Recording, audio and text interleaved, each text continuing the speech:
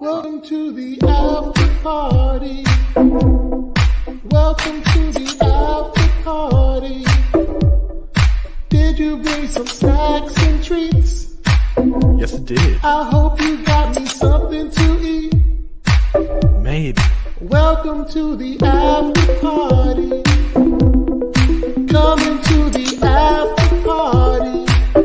Right now. I've been waiting here all day to act like a fool this way. Welcome to the after party.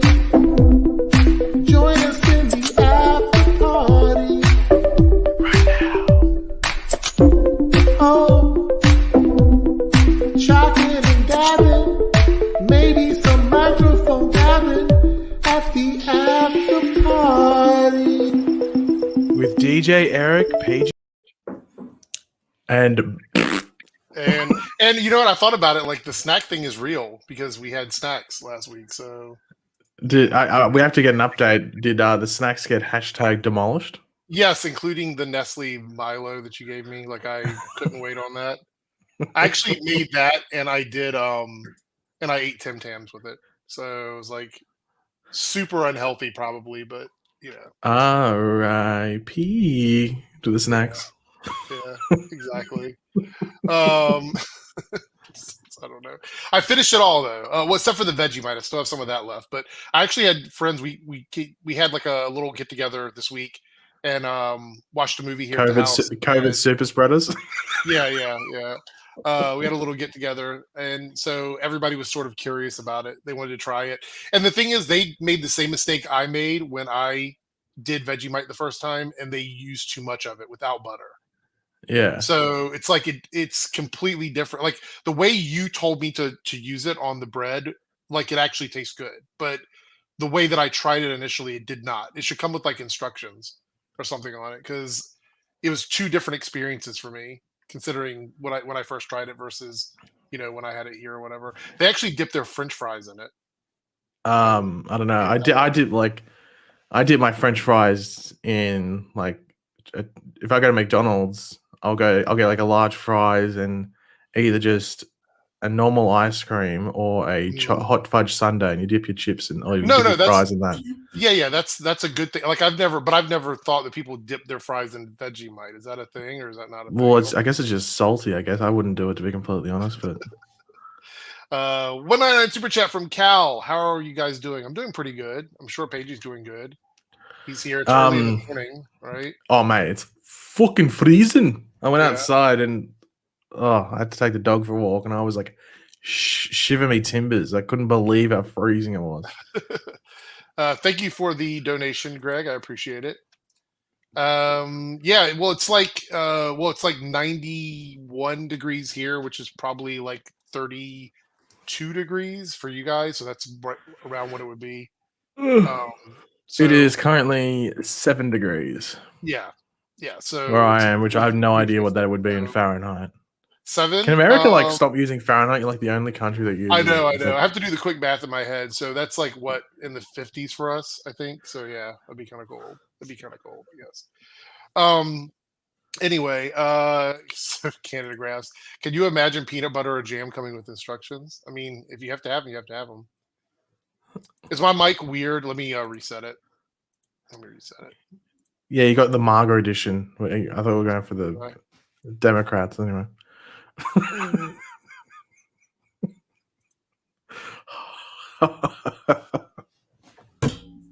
What's up? What? I don't know.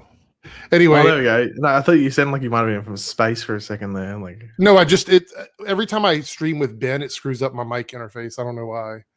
Like I go in and this doesn't work, and then I have to reset it, and then when I come back here, it screws it up. Don't ask me. I don't know. I'm not sure. Ben. All right, we got Geek Information with the 999 super chat.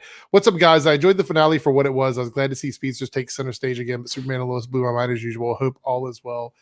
Yeah, I mean, we could talk a little bit about both. I primarily want to talk about the Flash, but if you guys want to super chat or ask questions about Superman and Lois, or if we have time at the end, we'll go over it. But I do want to talk about the whole season of The Flash, so I'm not sure how long that's going to take. I have some notes, but anyway. Yeah, banana boat. Wow, it pissed Anonymous off. It was a huge miss. So, is Ben coming into the stream today? Ben is on a holiday. He's flexing. He's on a holiday. COVID. He's actually being the COVID super spreader. Thank you for the super chat, Greg. I don't know if you're meaning to ask a question. It's just not coming through. It might be a sticker. Well, it usually says super sticker though. Oh, okay. It does, so so if you're super chatting and you want to ask a question, you have to type it into the line that you're super chatting on. But thank you for the support. I appreciate it. Can I rant about season 7 in one breath? No, that would be impossible. That would be impossible, actually. So I guess we can go ahead and there's actually I've got a Paigey's pick for this week. Okay, we'll do that. Do you want to do it first or later on? Well, we may as well get out of the way. So, first, before you do Paigey's pick, I did see the Batgirl casting. Don't know much about the actress, but yeah, I'm the same. I'm not really sure like what. It's just a one-off movie, I guess. It's not connected to anything. I think it's set in like the DCU with like Flash, Aquaman, but it's not connected to the Batman. Because I think that's what they said when they were first doing it. Yeah, I have no idea who the actress is. So I saw the list that they put out a couple of days ago, and I think they had 6 people there, and I only knew who 2 of them were. Mm-hmm. And even though one of them, I think each of them I'd seen in. I think one of them I'd seen in one move, and the other I think I'd seen in a couple, but that was it. Oh, okay. But yeah, I have no idea who she is. So all right, let's start out with Paigey's pick. Let's see. Okay, so I got 2 little things here. I got first off just an opinion piece. It could be hashtag edgy, could be hashtag after party cancelled. And next is my playlist of the week. So we're bringing back the songs. Okay. So my first, this is my opinion piece. So first off, Leanne Aguilera, or whatever her name is, at Entertainment Tonight. I'm sure she's a nice girl and all that, but she asked the dumbest fucking questions when talking to Eric Wallace for The Flash.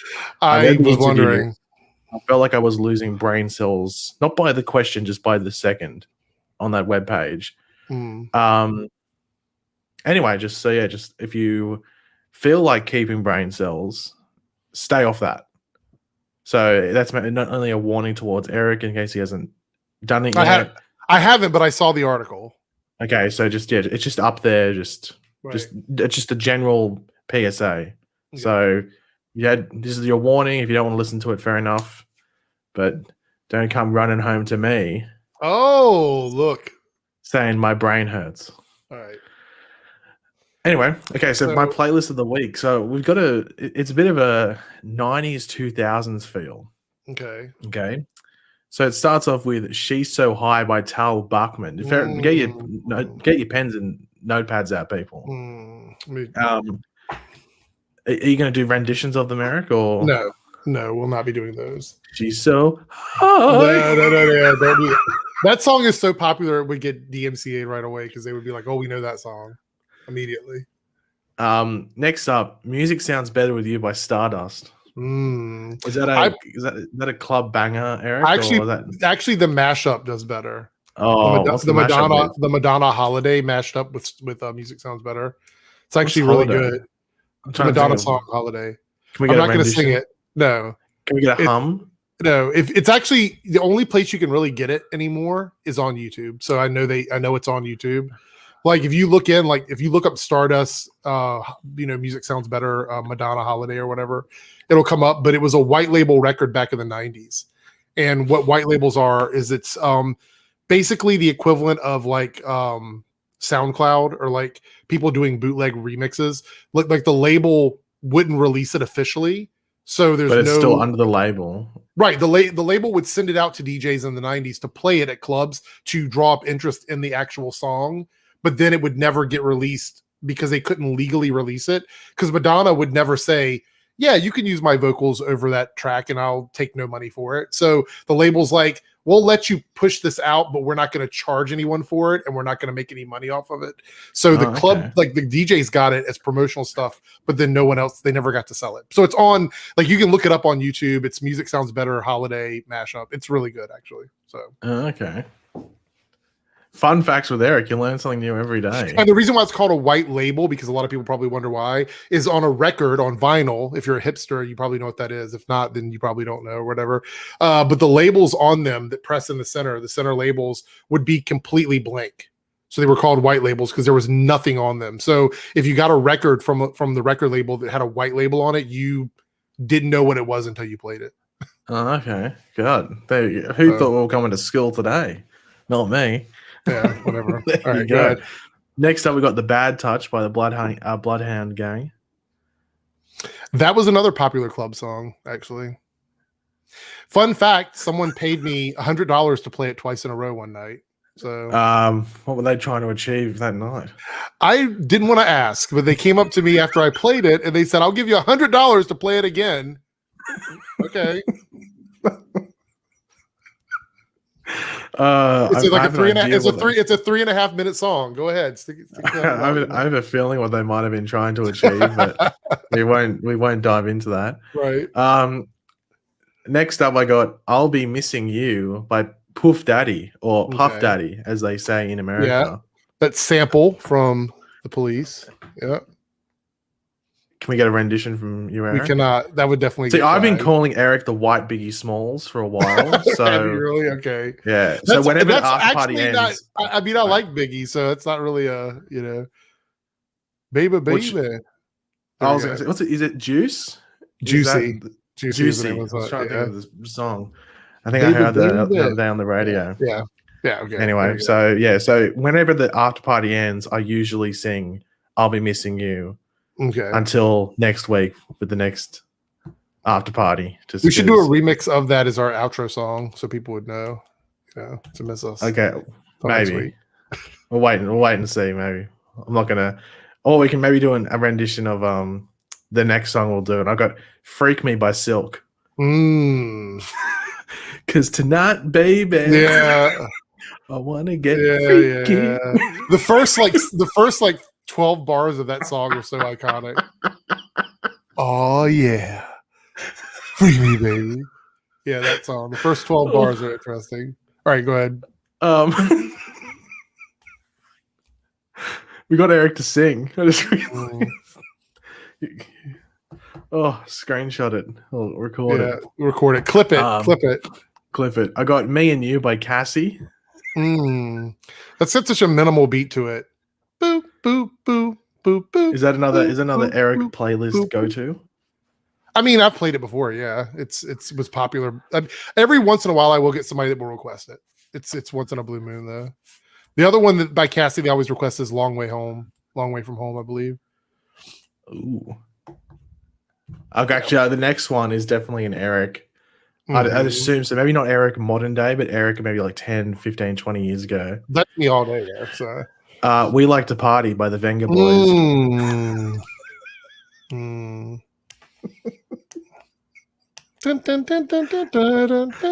Yeah, that one.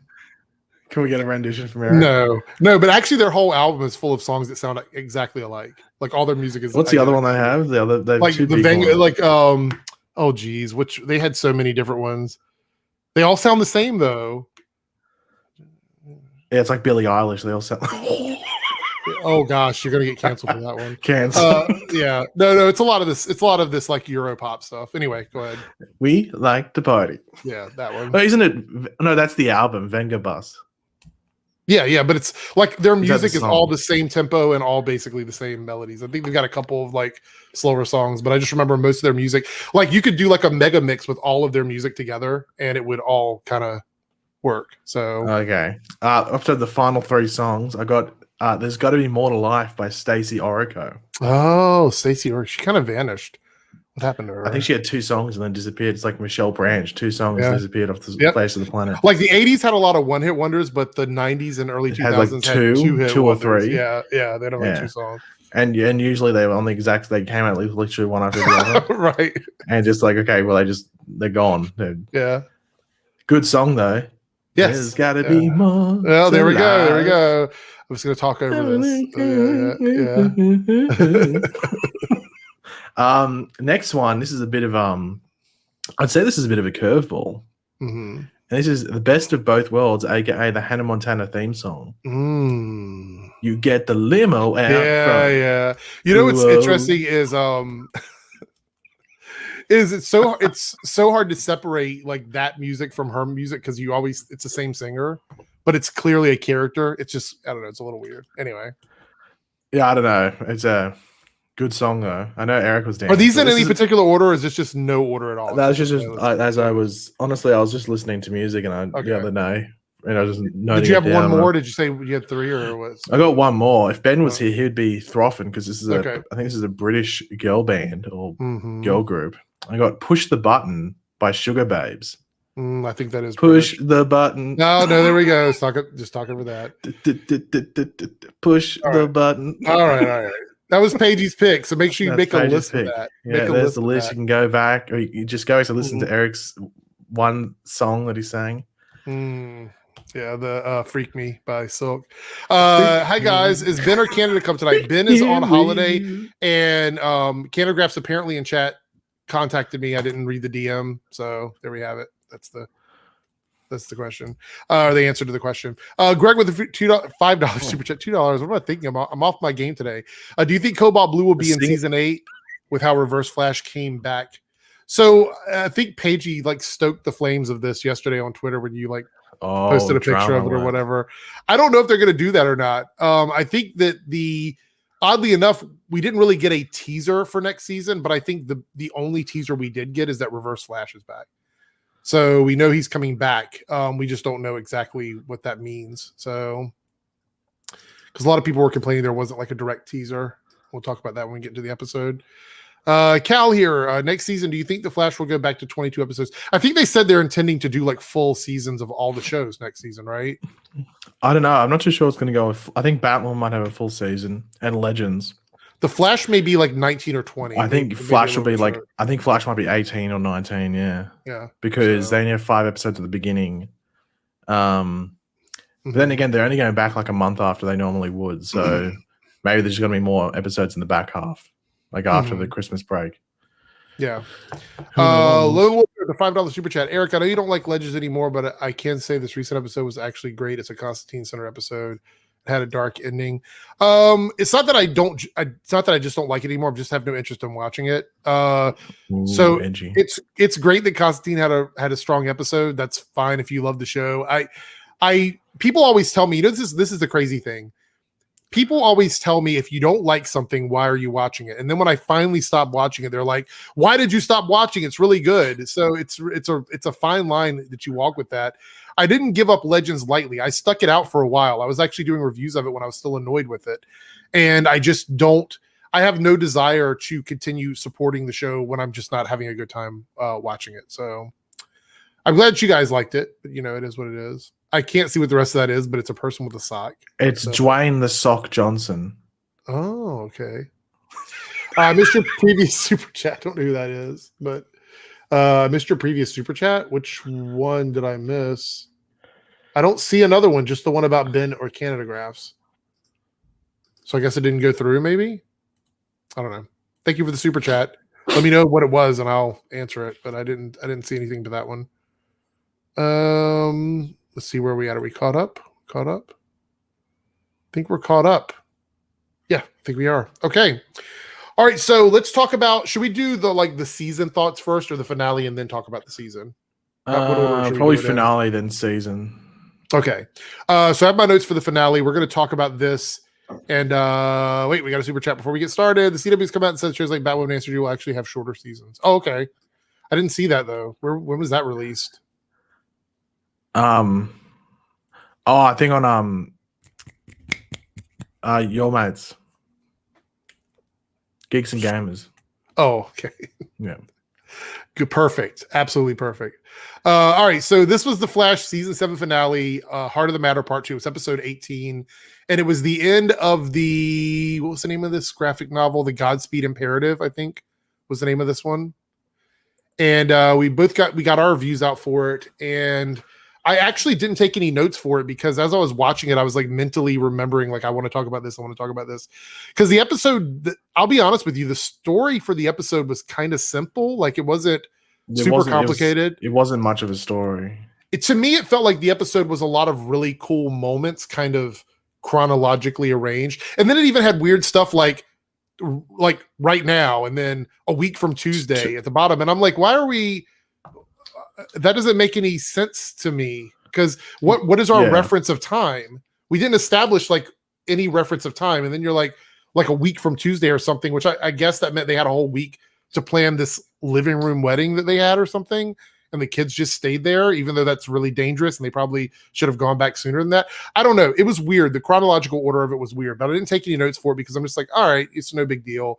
So we're just going to go through like what I remember. If there's something that I forget, the chat you want me to talk about, send me a super chat and we'll talk about it. So the one thing that stood out to me in this episode was he had a lot of cool visuals. I think all of the fights, even the one that I didn't think made any sense, was very cool looking. And I think they visually achieved a lot of stuff that we hadn't seen before. I saw some people on social media complaining that the VFX and CGI were bad, but I disagree. I think it was actually... I think most of it was pretty well put together. Do you have any complaints about the visual effects from this episode? Because I thought that it was a pretty strong and fun episode visually. I'm trying to remember. Usually if something was bad, I would remember it. Yeah.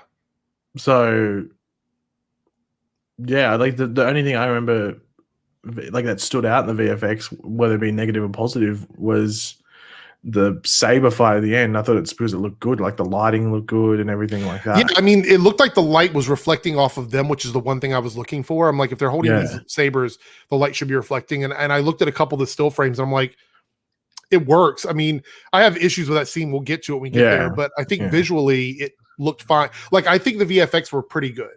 So I don't have too many complaints about it. Yeah, I think if you are complaining about it, it's probably nitpicking, and like nitpicking more than Eric, who's the master of it. Right. Thomas here with the $5 super chat. The Godspeed War went on long enough. It's been 3 weeks. Well, that's the thing is, and we'll actually, is that the next thing in my notes here? Yeah. Okay. So let's go ahead and jump onto that. I think that Godspeed, to me, didn't feel as threatening as they wanted him to feel. Like, they wanted to give him like this Eobard vibe, but I don't think it ever got there because there wasn't enough time. And once Eobard returns in this episode, we realize just how poor Godspeed was as a villain, because immediately when I saw Eobard, I was like, it completely amped up the episode for me immediately. And that's because we know how good of a character Eobard is. Do you feel like Godspeed, the threat level just wasn't there? The only time I really felt like it was threatening was when they were fighting on the bridge, because we saw people around where the Godspeeds were fighting. But outside of that, I didn't really see a threat from Godspeed, to be honest. Yeah, and also because anything that really sounded threatening, they did off screen. Like them apparently going to people's homes and stuff like that. Like they just mentioned it. Right. And like, but we should have seen like scenes of that happening, because even without just like those scenes, two instances of it. And it could have been like someone that we knew previously or something like that got interrupted by Godspeed coming into their house. But they just talked about it. I hate when shows do that. They just mention stuff. I'm like, no, show me. You don't have to show me for too long, but just show me it. Yeah. I honestly, looking back, and we'll get further into it as we talk more about Godspeed, but I feel like they could have done more groundwork leading up to that character. I think the biggest issue is, and I'm sure this will come up again, is that it's pretty clear this storyline need another 2 episodes. Yeah. Some people saying 1 opinion, some people saying 4. 4's too much, I think. Yeah. But I definitely need another 2. Because even this finale felt like it was like 2 episodes crammed into 1. Yeah, I said here in my next notes for Godspeed, it's like the monologue that he had at the beginning was basically there because they had to set up what he was doing, because we didn't know. And had they dedicated just 1 more episode to this storyline, I think it would have helped a lot. And also his plan kind of sucked. He acted like he did all this prep work like he was Prometheus or something. But the fractal memory loss and all that wasn't part of the plan. It was just it was handled in a very messy way. And they needed a little bit more time in the oven, I think, with the story. Yeah. Or it's like when you make a pancake and you didn't wait for the bubbles to appear properly. You just sort of flipped it too early and just it's just undercooked. You gotta let it get a bit more brown on that side. Come on. But the thing is that it sucks because people that look, because you and I have already talked about this. We're not like these huge fans of Godspeed. Like we're not waiting on bated breath for Godspeed to show up on the show. But there are people that absolutely loved Godspeed. They loved the character. They wanted to see him come into the show. And I feel bad for the people that wanted him to be so good because I don't think they did enough with the character, to be honest. Well, I know it's a flip of the coin because he's nothing like the comic version anyway. So it depends. Like, do you just like it because the way he looks, or do you like his story? Because if it's a story, then I think even if there was an extra 2 episodes and it got fleshed out, there wouldn't have been a satisfaction level there if it's for that the way the story happens in the comic. But if it's just based off how he looks, I don't know. Maybe they did enjoy it. You know? I think if you're talking about comic book accuracy, his suit is about as comic book accurate as you're going to get from like a standpoint of like a TV show. So I'm surprised that it looks as good as it does because white necessarily isn't the best look. And usually they do white, they make it very, very basic, but they didn't make it overly basic. They tried to make it as accurate as they could. Like because that's almost like a like just a base white. It's not even like a cream color or anything. Like sometimes they'll go for like an off color. Yeah, but they didn't. They went for the actual like comic book color. So Thomas here says, I felt the Godspeed actor was overacting, to be honest. I mean, what do you think? I thought the monologue was a typical like villain monologue. That was really the only big moment he had was that one moment. The only time I thought he was overacting was the bits where he wasn't speaking, when he had to like make like screams and stuff like that. Yeah. And that was like twice, I think. Yeah. I think it was kind of somewhat like it wasn't very much. Multi-topic talk with a $5 super chat. I'm not familiar with the comics, guys. Tell me if you have enough unused villains for the Flash to reach season 10 with several graphic novels format. So we've already seen they've kind of reinvented some of the older villains that we've had. So I don't think there's a problem. Basically, by doing the graphic novels, you're taking away a villain of the week. So like a smaller villain can get like a 3-episode arc. So like let's use Turtle, for example. Like Turtle could be like a 3-episode story with like a B plot in the episodes instead of just 1 episode. So that's kind of what I think they're going for. And if they do it that way, I think there are enough villains. Plus, we've seen that they've taken villains from DC that aren't specifically, synonymous with a hero and paired them up. We've seen that happen before. So it doesn't have to necessarily be a Flash villain. But I think what Eric Wallace wants to do, and I'd love to hear your opinion on this, I think he wants to reinvent the character so he can tell the villain stories that he wants to tell. Because a lot of the classic villains have already happened, and he wasn't there for that. So now he's getting his opportunity to sort of tell these stories. Is that the impression that you're getting with what he's doing? Or sort of, but I think it's more like he whenever he references a comic book, he seems to only reference DC Rebirth, which gets me concerned because DC Rebirth isn't really the strongest Flash series. In regards to that question, I can think of 4 which could serve as like big bads, but it depends whether that each be a graphic novel or that each be end of season villains. Like Reverse Flash will obviously be the final villain. Regardless of what the season is that ends, whether it's season 8, whether it's season 11, whatever the season is, he'll be the final villain. Cobalt Blue's in there. I can't see a world where they don't do Cobalt Blue. Right. Like I don't know if it's that they've just been waiting for the actor to be available, but I just don't see a world where they do like Mirror Master as a villain, Cicada as a villain for an arc or a whole season, but then don't do Cobalt Blue. And then you got stuff like Red Death if they wanted to do that. I think obviously Red Death wouldn't be accurate to the comics, so don't get your Bruce Wayne. That's the problem is I don't see how that works as I think that I actually prefer if they don't do Bruce Wayne. I think it actually makes the character more interesting. Well, not only that, but I think if they are going to do something like that with Bruce Wayne, it needs to be the crossover. It needs to be the big thing, not a Flash. And then there's even characters like Brother Grimm who would be interesting because he's sort of like magical and mystical, and would open a door, like a different sort of like genre, which I wouldn't mind. Like, I think that was the thing that like what made like Blood Work an interesting arc was that it was a bit like in like the horror sort of thing. Just a bit of a different step in the genre thing. They could even bring over some Arrow villains like Cupid. Well, I'm about to leave, so but like the Flash has the opportunity, and I'm surprised at Eric Wallace because he always talks about different genre, but he never does the different genre. Right. So why don't you make every graphic novel a different genre? Yeah. You can make it a romantic comedy if you want to. I'm not saying that that's what everyone wants to see, but you could do a 3 or 4 episode romantic comedy, and then the next one could be horror. Yeah, like, so the first half could be romantic comedy. Whatever you want to do, and then it leads into the back half, which is horror, or it's sci-fi, or it's fantasy. That would be interesting. Actually, I'm surprised that that he didn't do that, because it sounds. I don't know if it's because he presents the ideas and he's told no. Because one of the big examples of a show jumping in a different genre, it flopped on its face, and its name is Arrow season 4. It's in the same thing. Supergirl never jumps in those different genres. It just stays in the same sort of alien sort of thing. Batwoman's obviously, but like the Flash has the opportunity to do that. So I don't know why, and he always talks about it. So I don't know if he offers it and he's not allowed to do it, or it's all a big game. Because I've seen people that accuse Eric Wallace of lying all the time. Because there are instances, like he did an interview yesterday after the season 7 finale where it said season 8 is the season where Barry probably becomes the Flash. He said the exact same thing heading into season 7. That was in my notes too.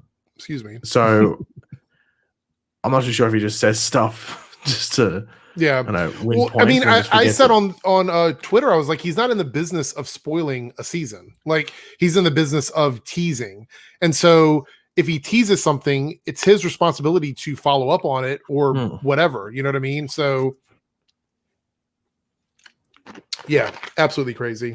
All right. Thank you for the super chat. Thomas here with the $2 super chat. Shouldn't have done those 3 filler episodes. We'll talk more about that in a bit when we get to the season chat, because I do feel like we can have a discussion about that, but it's a lot to get into right now while we're talking about the finale, but we will get to it. Thank you for the super chat. We had a couple more here. Jay's hat attacked Nora Lasso Bar. Yeah, I think, all of these scenes were very, like, we talk about things being comic book and working in live action. These kinds of individual scenes to me didn't bother me, because I'm like, these are fun. We don't know. Maybe Bart trained for 2 years to throw those ninja stars. Maybe Nora trained for years to do the lasso. Jay throwing his hat. Maybe that's an attack that he's done in the past that he just hasn't had the power to do anymore. These are fun scenes where you get to see these moments and you don't think too hard about them. And I think stuff like this is cool, but then some comic book stuff just doesn't work, like the stuff that happened at the end of the episode, which I think brings into question some stuff about Barry. But I love these scenes were fun. Did you enjoy these, right? You thought these were cool scenes, like the different abilities and different powers. I thought those were good. Yeah, and like they were extremely cool.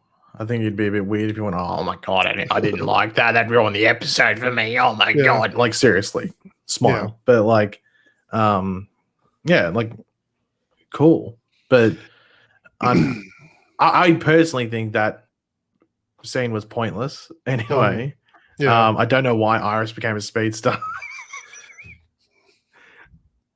I have some opinions about Iris in the season sense, and we'll talk about that a little bit later. Look, I would have preferred if they just did the Iris where she was the anchor for the Speed Force, because that made sense. But it wouldn't have been just a way that could have been what she was doing that entire episode, was working with the Speed Force. But I guess they wanted her working with her husband, son, and daughter. I have a theory about what happened with Iris in the finale, but I want to wait till we get to the West Island wedding discussion before I talk about that. Justice League Final Crisis announced for season. Where was that announced? For season 8? Was that literally announced, or is that something when we got this covered? I don't know. I'm typing in. It would be really weird to do another Crisis. I mean, they've done 2 of them relatively close together. I don't know. Hold on. Justice League Final Crisis. News. Anything? I know. Hold on. Flash season 8. I'm just having because I typed that into news. I think someone might pull that out of their ass. Okay. Thank you for the super chat. Don't think there's anything confirmed about that. Actually, I think they might release something like that at DC Fandom. I'm going to wake up this cover just to make sure. All right. Can't say anything. Get ready for a headache here with this question. $5 super chat from Naruto. Since Nora didn't time travel in season 5, do you think Sakata went back to not being caught? So this is the problem with watching time travel as people who don't perceive time other than linear. The way we're seeing things happen is we're viewing them through the eyes of a character, and those characters are experiencing them as they are happening.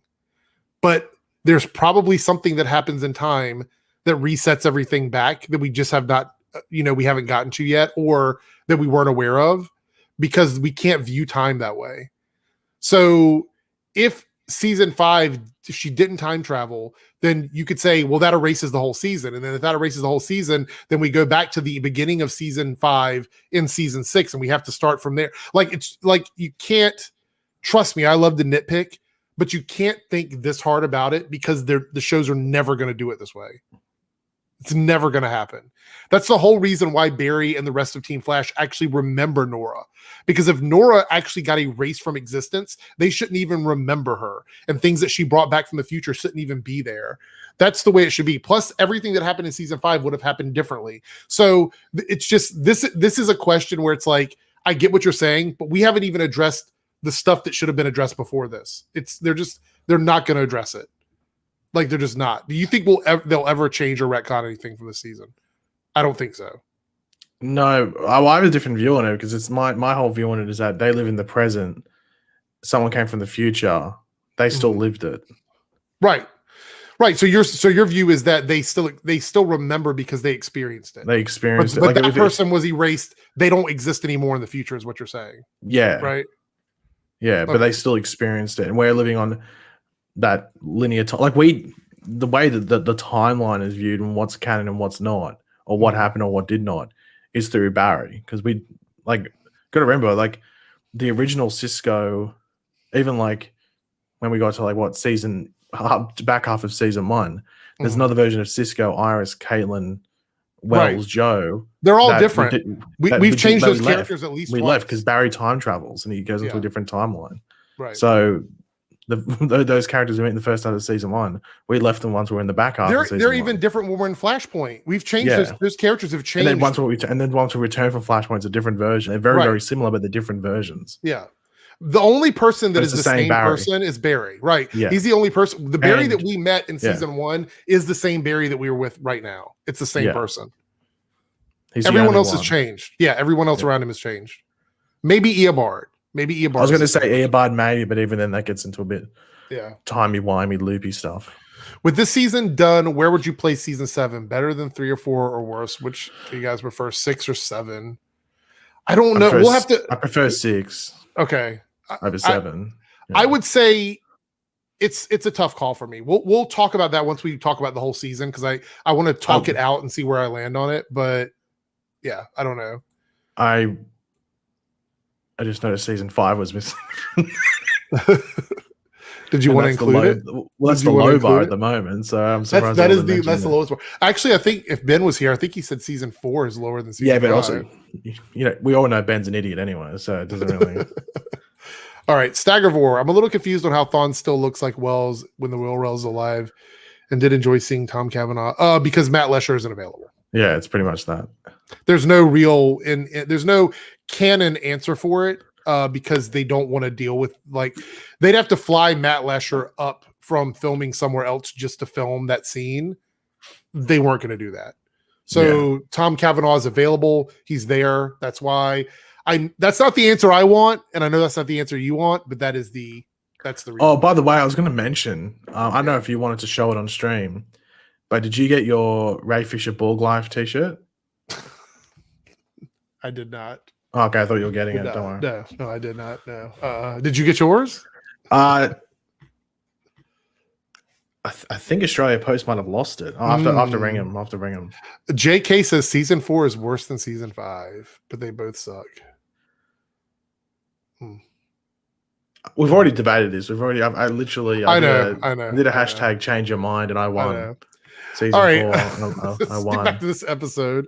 All right. So remember that victory lap I did once? I was just like, you did. Everyone was like, season 4 sucked, and I came in. Hashtag diss track. I do Biggie remember. Smalls 2.0. Eric was. I don't know what were you. I consider season 5 to be like the worst anyway, just because the suit sucked. So I would never. I would probably not rewatch season 5. I'd rewatch season 7, and that's well. You know what? Other than the stuff with Nora, like like the one we have now, there's nothing in season 5 that you need to know. I don't think. It's just nothing. Maybe Godspeed introduction. That's about it. I'm sure there's something else. I was going to say maybe the 100th episode, but I'm trying to think that ends up being irrelevant anyway by the end of that episode. Yeah. Yeah, I can't think of anything. Maybe is there an end credit scene in season 5? It's Crisis, isn't it? Yeah. Maybe you watched that last episode of the finale. Maybe. Okay, so Nora, Bart, Jay all felt great in this episode. I love their scenes, their unique supercharged powers. I think Barry and Iris felt a little underwhelming in that scene compared to the rest of the people. Even Speed Force Nora had a cool like Thanos snap thing or whatever. But other than that, I think Nora, Bart, Jay were all really good in this finale. Any thoughts on that? Yeah, well, I think they got their time to shine then because they weren't going to do anything the rest of the episode because they weren't going to. They needed just to be Barry and Thorne. They weren't going to have. That's what Barry, I mean. Bart, Nora, like that was so weird. We had all that going on, and then at the end, they're just sidelined. During the end of the episode, really kind of crazy. Let's see. I want to get through 2 smaller stories. We had the Kramers and Metahuman story. Joe basically forgives her. I'll talk more about this later on, but this whole storyline in the back half of the season was like. Did you notice they quickly shoved in the abuse of power thing right at the end? Yes, at the very end. Right very, at the very end. Yeah. So I chuckled to myself because like they haven't really brought it up, and they chuck it in it right at the end. The abuse of power, like I don't know what you would call it, like. Yeah. So Greg Scott says Ultra Edits YouTube page. Ultra Edits does he does fan edit trailers, I believe. I think that's what it does. So if he did a like Infinite Crisis or Final Crisis or whatever trailer, it was probably a fan edit, most likely. All right, so we also had the what's up? Was that about the Justice League Final Crisis? Yeah, I think that's what it was. Oh, okay, fair enough. That's the only thing that annoys me about those channels is that like people think they're real trailers. They should have a disclaimer saying. We made this up. It's not real. Please. The only problem is that ruins their clicks because they want people to think it's real. So yeah, I guess it's the only thing. Yeah, like people that have made all those Spider-Man No Way Home trailers and people. Oh god, like real. Here's the thing: is they don't realize that is actually going to screw up the people when the real trailer comes out because it's going to get buried under a lot of that stuff. So I probably won't do a trailer reaction for that reason. I was looking forward to the twerking compilation before. So we also had this. Can we talk a second about how Allegra's just been mishandled? I mean, this episode, she literally was just an afterthought. Has she even been handled? I mean, you know what? She showed up. So here's the thing. They needed to sort of solidify her as a member of Team Flash this season because Team Citizen clearly wasn't really a thing. So they should have made her a bigger part of the team. So in this episode, she's completely disconnected from pretty much everyone except for Chester. And then she teleports in to use that device. And then that's it. That's it. That's all she really does. I'm like, is this really her storyline? I don't know. Yeah. Yeah. Well, thank you, Greg. I appreciate the super chat. Yeah, it's a fan made edit. I'm pretty sure if it's from a edit channel. Just going to go out there. But thank you for the super chat. To give a bit of a shout out to Benjamin, he does good caramel montages. I personally can't watch them due to potential vomiting. Yeah. But Eric's watched them. I think he's been able to handle them. Maybe he's got a better stomach than I do. I have seen some bad reactions, but some good reactions as well. So it's up to you whether you want to tune into them. but just type in caramel montage. Yeah, and multi-topic talk with the super chat. Am I the only one who can't stand Allegra? See, here's the issue with me. I don't dislike Allegra. I don't think there's anything wrong with the character. They just Well, I'll let you finish. Yeah. I was just gonna say that I think people that dislike Allegra dislike her because they're not doing a good job with making her a character. That's the problem. I think I don't dislike her. I just have no reason to like her. Right. So you're indifferent. That doesn't mean I don't like her. I'm just sitting there. I'm just sitting in the middle going, well, it's like when there's pineapple on pizza. You might not have had it, but you just I have no reason to like it, no reason to dislike it, but maybe I might give it a go one day and see what my opinion is. But the Flash isn't letting me have a go and make my opinion up. Lone Wolf, you're the $5. I had to bring in the pizza analogy because I know stream with it DJ Eric. Hungry, though. Wait, can I get a question? Pineapple on pizza, yay or nay? I don't order it, but I've had it before. So I can cop it. I can take it. I can deal with it. But it's not a preference. Can we get? Hold on. Yeah. Can we get? Okay, so Eric, we're walking into a pizza bar, man. Pizza bar. You walk up to the I don't know, Giovanni, whoever's at the thinger. And is that the Giovanni? I don't know what his name would be. Giovanni. He's in the chat here. He's actually Giovanni, or Louise, something like that. What's your go-to pizza order? I like veggies. And also in the chat, you can let us know what's your go-to pizza order. I like veggies, and then I'm not big on like a lot of like meats on my pizza. I know some people like the 5 meats or whatever. Yeah. I like a lot of cheese and I like vegetables. That's kind of my my go-to for pizza. So except for onions. Onions give me heartburn, but everything else is pretty much fair game. So there we go. I think I'm a bit weird. I'll eat meat lovers, but it's just like too much sometimes. I do like just a standard pepperoni pizza. Those are good. Those are always I think it's good for everybody unless you're a vegetarian. And I do usually I don't mind like seafood pizza either. Which is, it's not really seafood, it's just prawn or shrimp, man. But yeah, it's weird. Like you in America have like 5 meat pizza, 3 meat pizza. We didn't call it that. Just like meat lovers, or you have like it's like beef, chicken, bacon, like they'll just call it that. Well, here it's more of like I don't want to say a scam, but it's a selling thing. I was going to say, because who knows what's in it? It's like they want to put that on the menu so you think you're getting like a value or something. It's really weird. It's like a hoof or something like that. Lone Wolf here at the $5 super chat. That sword fight was really cool. I know it's ridiculous, but I enjoyed it, man. It made me jump out of my chair with excitement seeing Thawne again. We're really close to talking about that, but I will say that I immediately got excited for Thawne and then immediately was like, what? Like that was kind of my reaction to that scene. What? But we'll talk more about that here in a second. Philly cheesesteak pizza, is that a thing? Yeah, I'm pretty sure it is. So do they use like the cheese sauce as the base, or the squeezed cheese stuff that we have here, and then probably just the Philly ingredients, like with peppers, man, probably. English people call them peppers as well, but we call them capsicums. I don't know why. Because usually Americans are living in its own world, but yeah, English people call them peppers as well. Peppers. So I'm very confused. Maybe you should jump on the capsicum. I should. Maybe I should make it a thing over here. Like you go to the shop. I should call and order a pizza with that as the ingredient and see if do you have any capsicums, man? Like I'd love to see what their reaction would be. Yeah.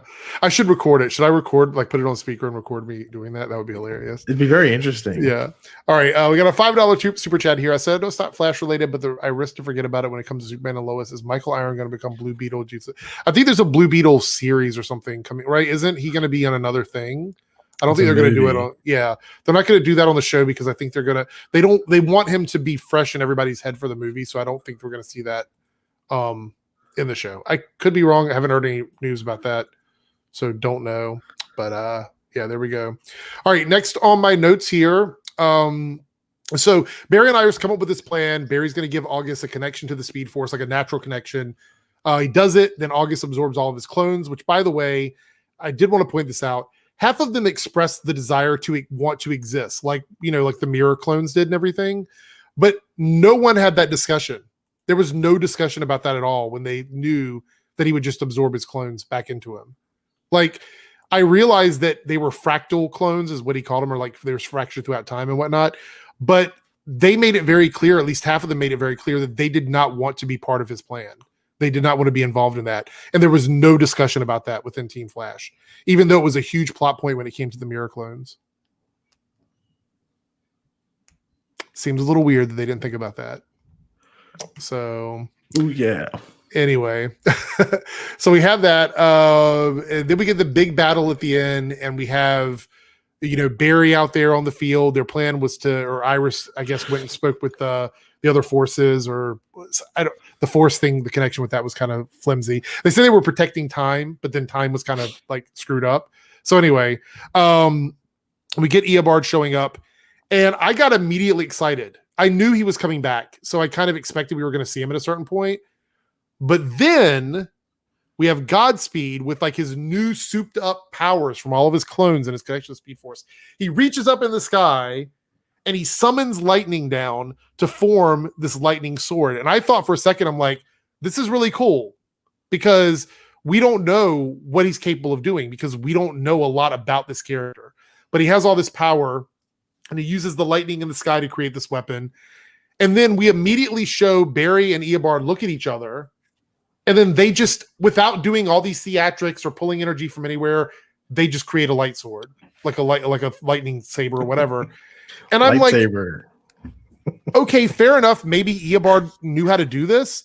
Yeah. But then they turned into Jedis. It wasn't even like they just had the weapons. Like it turned into a legit Jedi fight. And that's where I had the problem with it. I think that's where it, like, for lack of a better term, it jumped the shark for me, because we know that Barry is not like a melee fighter. Like, he doesn't fight that way. And that's kind of been his crutch for a long time.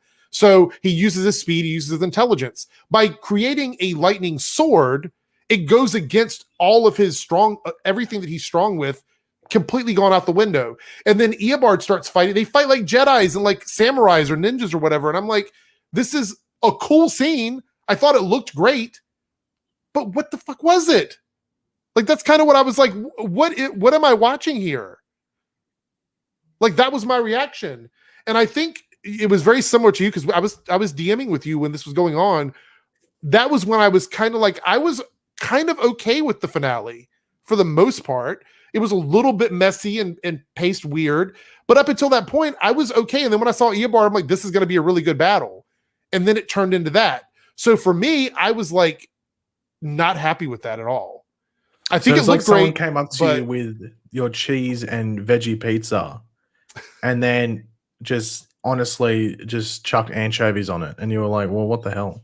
Yeah, I mean, like, okay, so what do you? I know you talked a bit about it in your review, but I want to know, like, now that you've had a chance to think about it overnight or whatever, what is your opinion on this? Like, what is your thoughts on what this? that scene?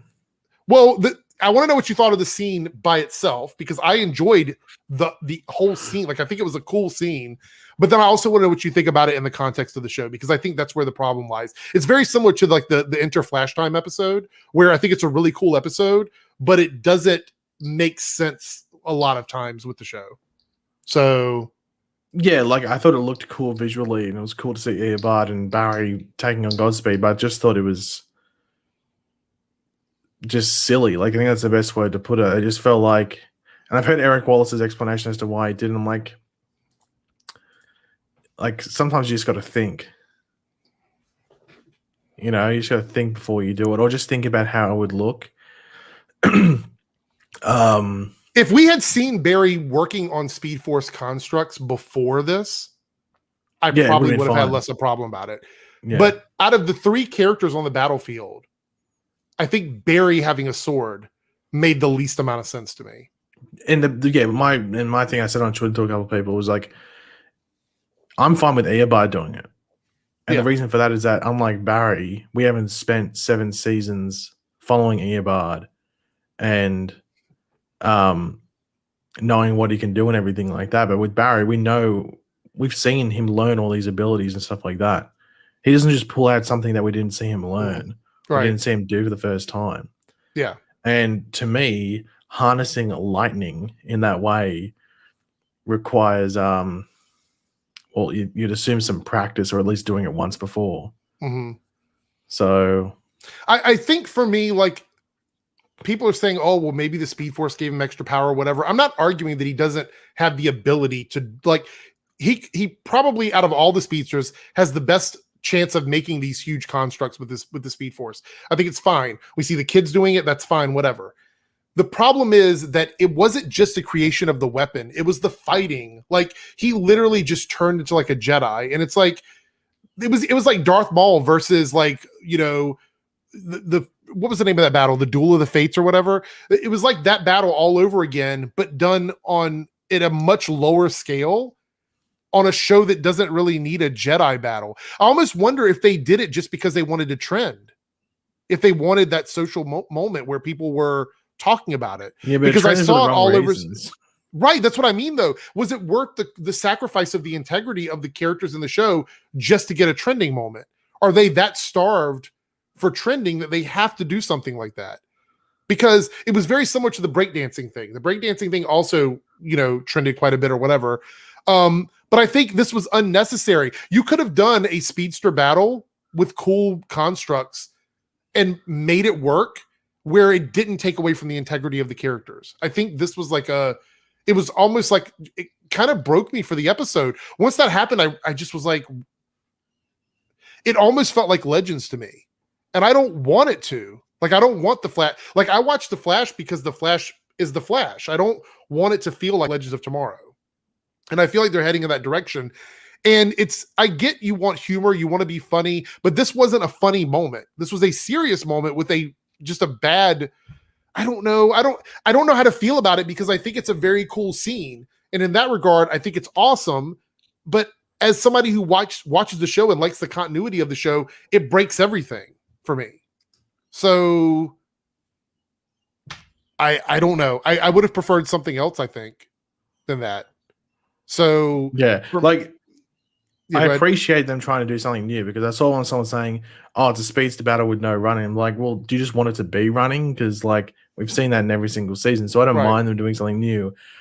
I think just the logic around Barry using it straight away, when we're meant to see him progress, and they make such a big thing about developing Barry and us learning his powers, especially in seasons before this, just sort of like, well, what? So we just dropping that? Like, I would have preferred if. And the thing is, they could have just done something early in the season, like, I don't know who it could have been with, even if it was with like Psyche or something, because you know how Psyche had those tentacle things. Even if Barry just did something like that, and like, I could see if Barry did a basic construct, like if he was able to make like a shield or something that didn't require him to turn into a Jedi, I probably would have been okay with. It wasn't even necessarily the sword that bugged me. It's the fact that we have Godspeed doing all of this extra just to make that one weapon, and then Barry and Eobard are like, psh, like they pop it off their hip, and I'm like, how did they? He had to pull energy from the sky to create this weapon. Yeah, it would have been like, cool if both Barry and Eobard did that, and you had the yellow. That's what I'm saying. It was just so poorly done that the end result is a cool fight. None of the other shit that happened made any sense. Like, none of it made sense. And at the end of that, when we get Eobard talking to Barry, where Barry shows that he's like leveled up or whatever, that's what I wanted to see. Like, that is what I want from the show. That's what I like. And so we had to wait until Godspeed was taken out by Eobard, which, by the way, I know we're not talking about the whole season yet. I guess we can go ahead and start a transition in, but Barry didn't defeat one villain this season.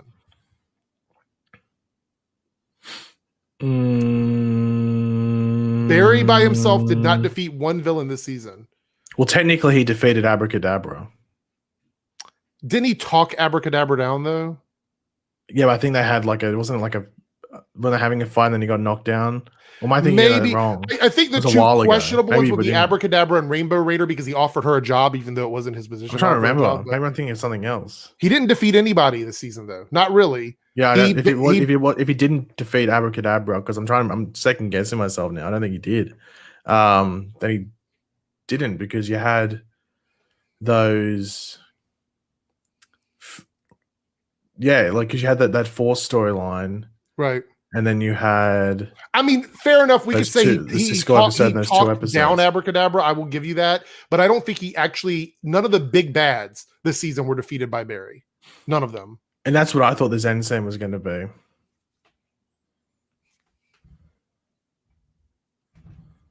Yeah. I don't. But if we're being honest, he never defeats the villains. But I thought that the whole point. Yeah, they would have changed it. That's what I thought they were going to change. I thought they were going to change it this season. I thought that him talking villains down was going to be the new way to introduce him into the taking over and doing stuff. Yeah, but that didn't happen. There was no character progression there. Yeah. Like he just didn't defeat any of them. Didn't defeat Reverse Flash. That was Eddie. Didn't defeat Zoom. That was the time race. Didn't defeat Savitar. That was Iris. Iris. DeVoe was his wife. Mm-hmm. Like not Iris, but DeVoe's wife. Cicada was. I don't even know what Cicada was. Didn't they got rid of the dagger? What was it? Yes. How did they defeat Cicada? Like I don't remember made it so now. she couldn't. They made it that she didn't exist. I remember the battle with Eobard at the end of that season. But no, wasn't the Cicada that they removed the dagger from the present day so she couldn't get in the future? Which then in turn, that's what happened. Yeah, exactly. Yeah, she didn't exist. Yeah, great, Grace. Yeah, that's it. No, Grace, I'm talking about this right at the end. The second is Grace Cicada. But Cicada was erased from existence. Yeah, they removed the dagger, so then she. Or did she get hit by the mirror gun? Whatever it was. I can't remember what it was, but she didn't get defeated. Right. Mirror Master didn't get defeated at all. She just went, I'm going back into the Mirrorverse. And if you could argue and say that Iris kind of talked her down, but that was and then so we have yet to see a villain defeated by the Flash. Yeah. It's yet to happen. But people just seem to, I think, assume for anybody keeping record on that. Staggervorth, the 49 Super Chat. I read Eric Wallace was interviewed saying he wants Barry to be. Well, we talked about this a moment ago. He said that before this past season too. So, I don't know how much of his opinion to take or his teasing to take as fact anymore, to be honest. See Cyber's in the house. Hello, Cyber. I've got some super chats here that StreamYard skipped over, so I'm going to read them out because I can't go back up far enough here. All right. All right, let's see. See all. Here we go. Toe Senior with a $5 super chat. Did they lose a lot of their mojo and stories and their people at the beginning by losing Ralph? No, I don't think that had anything to do with.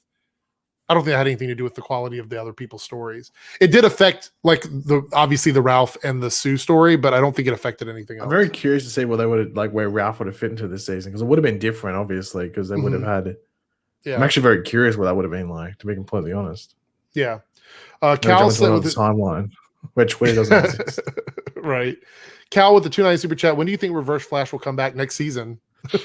I mean, I'm pretty sure that's what they're setting up. So I don't know if he'll be back next season. I think they just took the opportunity while they could to bring him back. So if they want to have Tom come back, they can just. So it might not be next season. It could be the season. I think it'll be the final villain. Yeah. Whether that's season 8 or not. I think they just used the opportunity to bring him back while they could because the opportunity was there. They were dealing with speedsters and forces and stuff like that. This Nora as a speed force was there. So I think that rather than whether it's next season or the season after, whatever it is, whatever the last season is, because he'll be the final villain, they have to create another reason as to how he gets back. Right. At that point. But if they bring him back now, then he can marinate, if you want to call it, in this being back alive and doing what he wants to do and plotting and planning. Right. So Lone Wolf here with the $2 super chat. Barry did a little training with Oliver at one point. That doesn't equal becoming a Jedi sword master. Training with Oliver trained, to be a sword fighter for years to get as good as he did.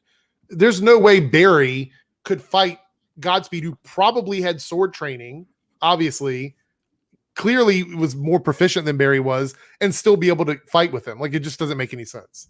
I get what you're saying, but that's like going to one self-defense class and then becoming a vigilante fighting in the streets. You just don't do that. Multi-topic talk you could do that, but you don't normally see it. Multi-topic talk with a $5 super chat. It's weird, but they tried with the sword battle. It wasn't a copy-paste speedster battle from previous episodes. But here's the question, multi-topic talk, and everybody who's in the chat right now. I don't think there's a problem with doing speed constructs as weapons. However, when it's done in a way that doesn't make sense with the characters, would you prefer that or would you prefer a speed battle? I'm just kind of curious because we always say we want speedster villains, we want speedster villains, but then we get these people that want to apologize for the show and say, "Oh, it's okay, it's okay. They don't have to do that because the fight was cool or whatever." It's like they say you can't please everybody, but there's people just making excuses for it. You know what I mean? Like Is that a diss track on the DC TV show? I'm just trying to. Oh, I don't know. Did he say something about it? I have no idea. No, I'd assume he did. I don't have to get like, Eric in trouble. All we needed, honestly, was one scene of Bart and Nora showing Barry how to do constructs of weapons. And then I would have been like, not too bad. You know what I mean? Like I would have had a huge, obviously look at your avatar. I wouldn't have had an issue with it. You know what I mean? Like I would have probably had an issue with the fighting, but I wouldn't have had an issue with the weapons and stuff. But they never had that scene. They never had that. So to me, it came out of nowhere. Constructs looks better if done right. Well, I don't think it could look better. I think the swords looked amazing. The visuals look really, really good. I think it was just the story could be done better, than the way it was done. So Ashley here says it's the writing. There was no setup for it. It came out of nowhere. It's jarring for the audience. Exactly. That's exactly it. And all I needed was Barry to do it like once before, and just and not even the sword, like. Or even if they do it like that, like you're saying, like we were saying, like the psych thing, and then you said like, oh, like if you use a shield or even like something like just around that, and then we see that like they're just training another scene, like it'd just be the opening, like a cold open, where it's just like them, like him and Cisco in a room or something like that, and Cisco saying, "Look, see what you can do. You did that random once." Please explain to me how him using that sword would have made more sense for either of them to use any of their other abilities. That's what I'm saying. Like the sword fight. Sean here says the Flash had a better lightsaber. The diss track for Star Wars that Star Wars had in 40 years. That's a diss track for Star Wars. Anything else that Eobard and Barry could have done would have been better than fighting him with another sword. You know what I mean? Like, it's like, why did they go to that? Why would you do that? That's like, you're fighting him at his level when you could be doing so many other things. I think it's sort of redundant talking about the logic of the characters bringing out a sword because Eric Wells explained why he did it. What did he say? I didn't read why he did it. He said that he's opened up the cover and Godspeed in one page was holding a lightning sword, and that's what that whole fight was based off.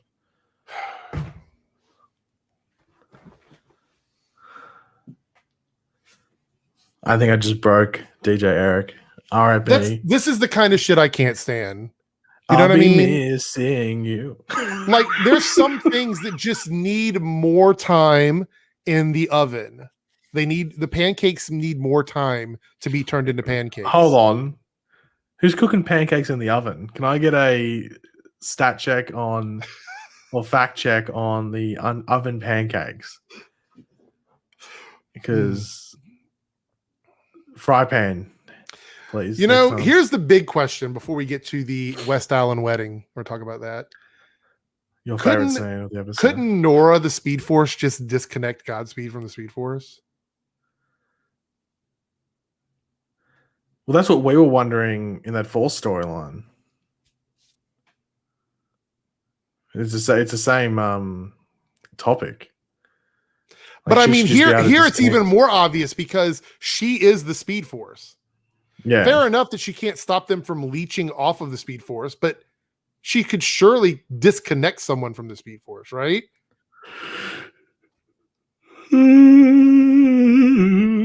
That was just me yawning. No proper Captain J with the $2 super chat. I don't think we'll get Red Death in season 8. I don't think that's. I think. What are your thoughts? Alternate time variant, Donna Smoke. Okay, that would work. Yeah. I'm not saying that'd be threatening, but they'd definitely be scary. They would be. Yeah, that was possible. Yeah. Look, oven pancakes just cakes. Oven pancakes are a thing in Sweden. Wow. Isn't an oven pancake just a cake? Yeah. I know, am I wrong there? Yeah. So a lot of people were saying, I see some people talking about disconnecting Speed Force or whatever. We've seen the Speed Force not allow people to use it. We've seen that happen in the past. Like the original Speed Force, the one that we knew early on could do that. Losing connection to the Speed Force is possible. We've seen it happen. So all I'm saying is that I'm wondering why she doesn't have the ability to disconnect someone from the Speed Force if she can give people Speed Force powers. She basically gave Iris Speed Force powers for a day. And I'm guessing she can just take those away when she wants. So why couldn't she just disconnect Godspeed? Because otherwise Iris would just remain a speedster, right? Is that right? I think that's right. Yeah, I think so. Okay. Just confirming that or whatever. All right, let's talk about the West Allen wedding. I didn't really have too much of an issue with this. I know a lot of people were triggered by it. And let me tell you why. Oh, go ahead. Oh no, I was just going to say, I think it was a weak.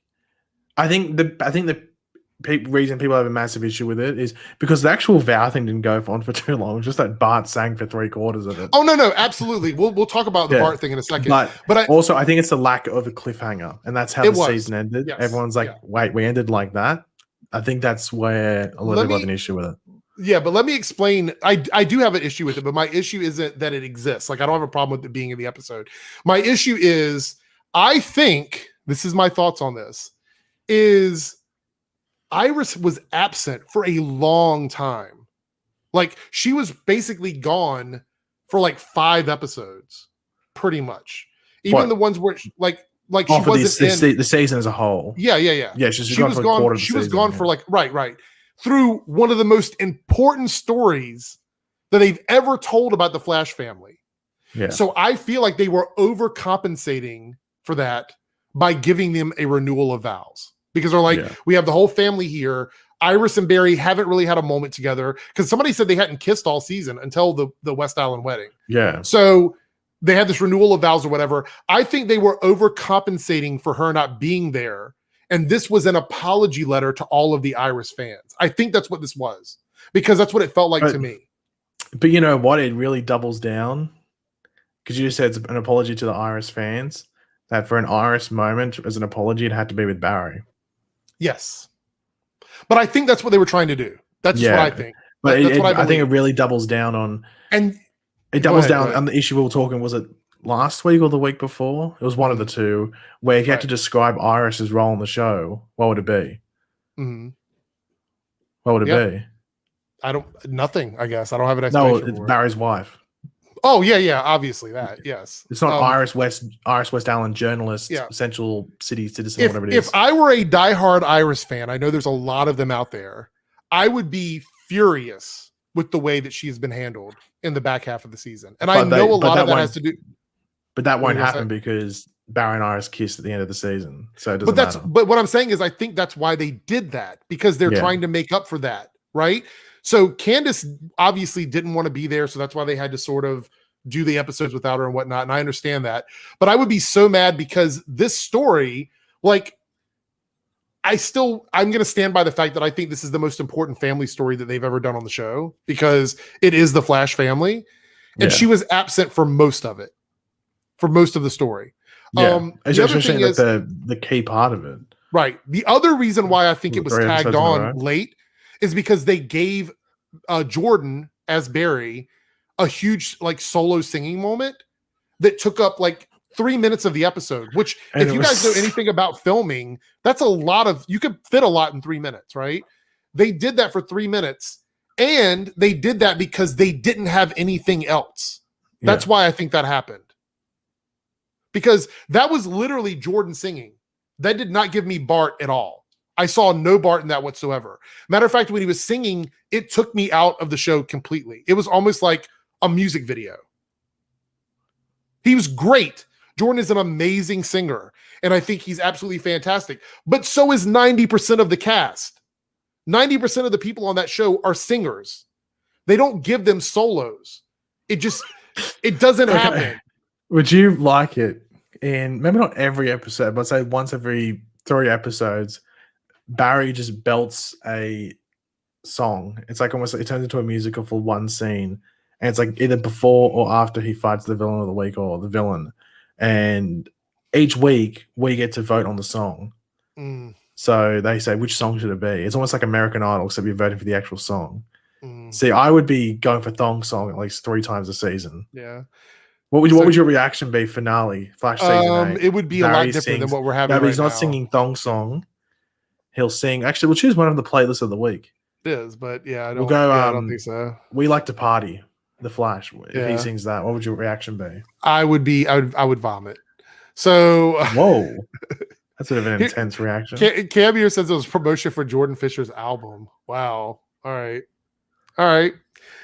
Okay, What was that? No, it wasn't another. it was a song, cover. an It was a old cover of another song. Yeah, it was a Yeah. cover of another song. But thing still, is that's that- kind of funny. Yeah, people were saying like, I saw people saying like in my comments on my YouTube thing as well. I was like, why didn't he sing "Running Home to You"? Like, that's Barry and Iris's song. Right. All right. So my last thoughts on this is a lot of people were mad there wasn't a teaser. I get it. I do. Trust me. I would say the only thing they teased is that Reverse Flash is coming back. That's really the only teaser we got for any upcoming stuff or whatever. Why do you think that is? Do you think it's because of the 5-episode thing that we're doing at the beginning of next season? Is that what it is? Or I don't know, because it's important to remember they didn't set up. I guess they did at the end of this 703 with the lightning going into the air, which set up the 4th storyline. But I don't know if that would have originally been at the end of season 6 or not. right. I'm not sure if it would have been there. So Queen says Candace and Grant requested it, but here's the thing. Well, they He didn't. basically sang the whole song. Yeah, the thing is, yeah, they requested the vows. I think that's what Queen T. But we're not debating the vows. That's fair enough. The issue is how the scene was handled. Yeah, exactly. I have no issue with that at all. I feel like it is something they're doing for the fans, which is fine. But the singing in that scene, it's the actual scene is then trying to compensate for not doing well with Iris as a character. yes, But instead of doing something for Iris as a character, yeah, they pin her down in what she's become on the show. She's not Which is Iris Barry's West, the wife, character. right. She's Barry's wife. yeah, yeah. They double But down on the that Jordan scene. singing thing definitely was indulgent. I don't even Yeah. want to get into that too much. We got some more super chats here. Let's see. Naruto says, just watch the Final Crisis announcements. It wasn't a crossover announcement. It's Ultra Edits announcing a 3-part, 10-minute each YouTube series. Okay. Thank you for that, Naruto. I appreciate it. Okay, I think I'm caught up on those super chats there. I'll be All right. missing. So I've got a few notes here for the season. Let's kind of go through the season a little bit, just briefly as we wrap up this stream. All right, so we start out the season, and everybody in the chat, I want to know your opinions on this too. Anything we talk about here, I want to know your thoughts on it. So we have episodes 1 through 3, which is listed as graphic novel 2, Reflection and Lies, and this is a continuation from season 6. So even though it's a part of season 7, it's really just the end of season 6. So does it count as part of season 7 for you? Do you feel like it factors into season 7? Because I feel like season 7 starts at the beginning of the second or the next graphic novel, which is the 4th episode, I think. Wait, say that again. So the graphic novel Reflections and Lies was graphic novel 2, which continued into the first 3 episodes of season 7. I feel like it's hard to count that as season 7 because clearly it's season 6. You don't count it. Like season 7's only 15 episodes. Right. So the first today. for you, the 18. first 3 would have you like if you're watching season 6, you would just count that as part of the end of season 6, right? Yeah. Okay. So I gave the second episode of those 3 a 10 out of 10. But I thought the finale, which was the 3rd episode, was underwhelming. So the penultimate for me was better of season 6's ending. I think it's the same way on this season. I think the penultimate was better than the finale episode. Would you agree with that or disagree with that? Do you think last week's episode of The Flash was better than this week's episode? Yes, sirree, Bob. Okay. So I'm wondering in the chat, do you guys agree with that or not? Because I do believe I'd love to talk about those 3 episodes, but I don't know if they truly count as part of the season. So Canada Graphs with a $5 super chat. Next week, Paigey's pick a song each character can sing for the solo for each episode next season. Oh, geez. Okay, well, I'm thinking Chillblain and Killer and Frost sing Ice Ice Baby. That's one. And then I'm trying to think of another one. Chester, I'm thinking we'll probably get California Love because he's got the Tupac poster. Okay. Even though Tupac hardly, I think Dr. Dre's in that song more than Tupac, I think. Anyway.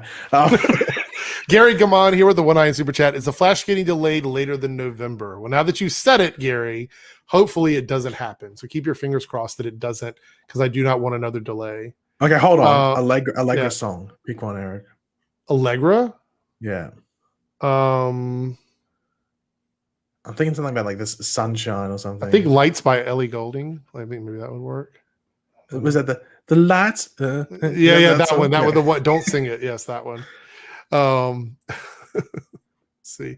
All right. So episodes 4 through 11. This was to me like painful to sit through. Like, yeah. Go ahead. What? It looked like you were just suffering from PTSD. Yeah.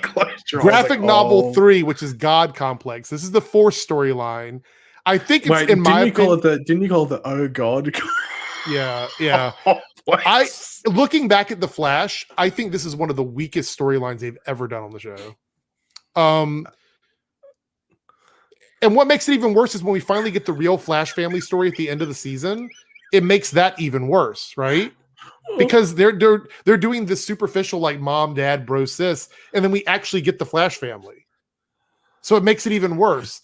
I think that storyline could have worked if they didn't use all that weird terminology. So Daddy. Yeah, it was bad. So everyone was calling, mate, do you think we accidentally brought that into existence, that storyline? When everyone started calling you Daddy Eric? Oh, you know what? Maybe we did. So I think we have the chat to blame. Maybe, possibly. So everyone in the chat was complaining about that storyline, but yeah. I don't know. You're the one calling Eric Daddy Eric. So I didn't miss it, Lone Wolf. I'm saving it because I want to talk about it at the end of the when we finish the season thing. The question about the villain thing. So yeah, it's give us a second to get to it. Gary Gamani with 1 eye super chat. Do you think Kramer will be in season 8? What did you do? I was spinning my USB and I just flung it into the wall. Gosh. Kramer, do you think Kramer's going to be in season 8? Your thoughts on that? Eric Wallace confirmed in an interview that she's at the beginning of it. Okay. And they dive deeper into her powers. Get ready everyone's for excited about. Yeah, exactly. Okay. So I've got 3 notes here about the Forces storyline, 4 through 11. They spent a lot of time reinforcing Iris and Barry as a couple, which felt like a social media fanfic thing. The ones who keep questioning them as a couple are a much smaller group than the actual larger viewing audience of The Flash. So I felt like it was unnecessary, and it's kind of how I feel a lot about what Eric Wallace has done this season as a whole. He keeps trying to reinforce stuff that doesn't necessarily need reinforcing, and I'm not sure why he does that, but he's doing it. Also, if the Speed Force exists outside of this dimension and spans the multiverse, you would think the idea of a multiverse existing would be confirmed by these cosmic beings that Barry and Iris created from their love. Which, by the way, their love created cosmic level beings, just for the record. And I still haven't forgotten about that. That's still a thing, I guess. And the worst part is that some of the filler that we get between these storylines could have been used during this storyline, like during this graphic novel. Allegra. Yeah, there's stuff in those filler episodes that could have just been shifted, and then we wouldn't have lost a Godspeed episode, which is kind of what happened. Right. Exactly. What are your thoughts on the general thoughts on the 4 through 11 graphic novel 3 God Complex? I think the majority of it is fine. My big is 10, 11. Like obviously I hate the terminology that's used throughout it, and you can't defend it because it feels like a 14-year-old girl wrote it. No offense to 14-year-old girls, but like a 14-year-old girl obsessed with Tumblr or something like that. Right. Once again, no offense to 14-year-old girls obsessed with Tumblr. Right. But that's what it felt like it was written by, like mummy and daddy, and would you say it's fiction? It feels like fan fiction. That's what it felt like, but like intentionally bad fan fiction to appease to one group. Right. If that makes sense. But what I'm saying though is that for me, I felt like a lot of the reinforcement that happened in this particular graphic novel was done against a very small minority of viewers. Like it wasn't the people that are vocal about a lot of the stuff they complain about is a fraction of the viewing audience, honestly. Yeah. So I thought it was a little bit weird. Let's see. Where is it at? I think I have that super chat. Why is it still sitting up there at the top? That's weird. Introverted. where is that? Introverted Unicorn says, I forgot where did Sue. Okay. Sue is just living in Central City. Yeah, Apparently. and Ralph is not. So there you go. Because I think she said she's going to stick around for a while, but that was the last thing she said before she left in that episode. Yeah, because right. this is the issue, because like Jason says, fan fiction is what most of the season felt like, to be honest, and that's what season 4 of Arrow became. Mm-hmm. And yeah, that's all that needs to be said. Gwendolyn says, I'm LOLing because when I reviewed to both of your vids, I said the season seemed like a fan vid brought to TV and horrible. It did. Yeah. The majority of the season felt that way. And I think the general outline of it is fine, but it's what you fill it with in the dialogue. Because I think if I actually had to pinpoint what my biggest issue with the season is, it's the dialogue. Mm-hmm. I think the dialogue has been the worst. I think this is the worst season in regards to dialogue. So I know this finale's story, dialogue wise, was awful. Like the finale's dialogue it had a good scene. It had a couple of decent scenes with dialogue, but a lot of them felt like I was just like, whoa. It felt like generic superhero dialogue finale. Like that's what it felt like to me, except for but not a generic, but not like a Twinkie. Right, right, exactly. The Twinkie's still good. It's generic as fuck, but it's still good. It was like a ho-ho. Like a ho-ho is shit. Yeah. A ho-ho? Yeah. Wait, no, ho-ho. No. What are the ones? What are they called? What are the rolls? Swiss is that a ho-ho? Is that a ho-ho? Roll. Well, there are ho-hos, but there's Swiss what cake a ho-ho? rolls. No, that ding. No, I'm thinking. Yeah, ho-hos are correct. There's also ding-dongs are the big like hockey pucks, and they're good. Yes. Ho-hos are crap. Yeah. Sorry if you like ho-hos, but they're terrible. They're crap side generic. This is really easy for me. Rank all the Flash seasons. Mine really hasn't changed much. I would say for me, I think yours is different from mine because I would put 2 first, then 1. That's the way I would do it. So mine would be 2, 1. Then yours would be 1, 2, and then what would you do after that one? Mine would be 1, 2, 6, 4, 3, 7, 5. Okay. Mine would be 2, 1, 3, 6, 4, 7, 5. Yeah. So I think we just swap 1 and 2 and and 6 and 3 and 4. Yeah, 3 and 4. Yeah. Yeah. So there we go. It hasn't changed too much. Oh no, you put 3 at 3. I put 6 at 3, but then after that, just swap 4 and 3 around. I think. Got it. Yeah, it's pretty close. Where is Jenna West? I mean, upstairs. This seems to always be upstairs in that room. Anytime you guys want to see Flash babies running around, remember what's happening with Jenna, because that is what will happen with them, or they will age up to teenagers, just like they did on Superman and Lois. Because people say that all the time. They're like, why is Superman and Lois have the kids so much older than where they should have been? TV. They could not tell a story about a family with a couple of toddlers. It just would not work. So just remember that. That's and why Eric Wallace has confirmed in interviews it's not pregnancy at all.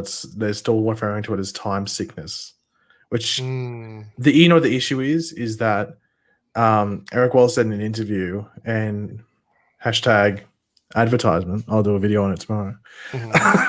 He released 3 interviews with different answers. Yeah, I'm actually you're doing videos on it tomorrow. I'm spreading mine out. Well, I'm doing one interview and I'll spread it over the week. So there's your little So Paigey and I will be doing interview videos over the next week. You'll get the different. You'll get Eric with the edgy opinion and me with the brilliant, sophisticated Harvard taught opinion. All right. But anyway, he said in that interview that Iris still has the time sickness, but they didn't bring it up again because you know how many people assume that she's cured now because they rushed her reintroduction last episode. Well, they had that one line where she's like, Dion stabilized me for now. And that's all she said. So So why didn't they show that in the finale? That she still has that. There was an issue. They didn't. I saw people saying it felt like a series finale and not a season finale. To me, it didn't even feel like a finale. Yeah.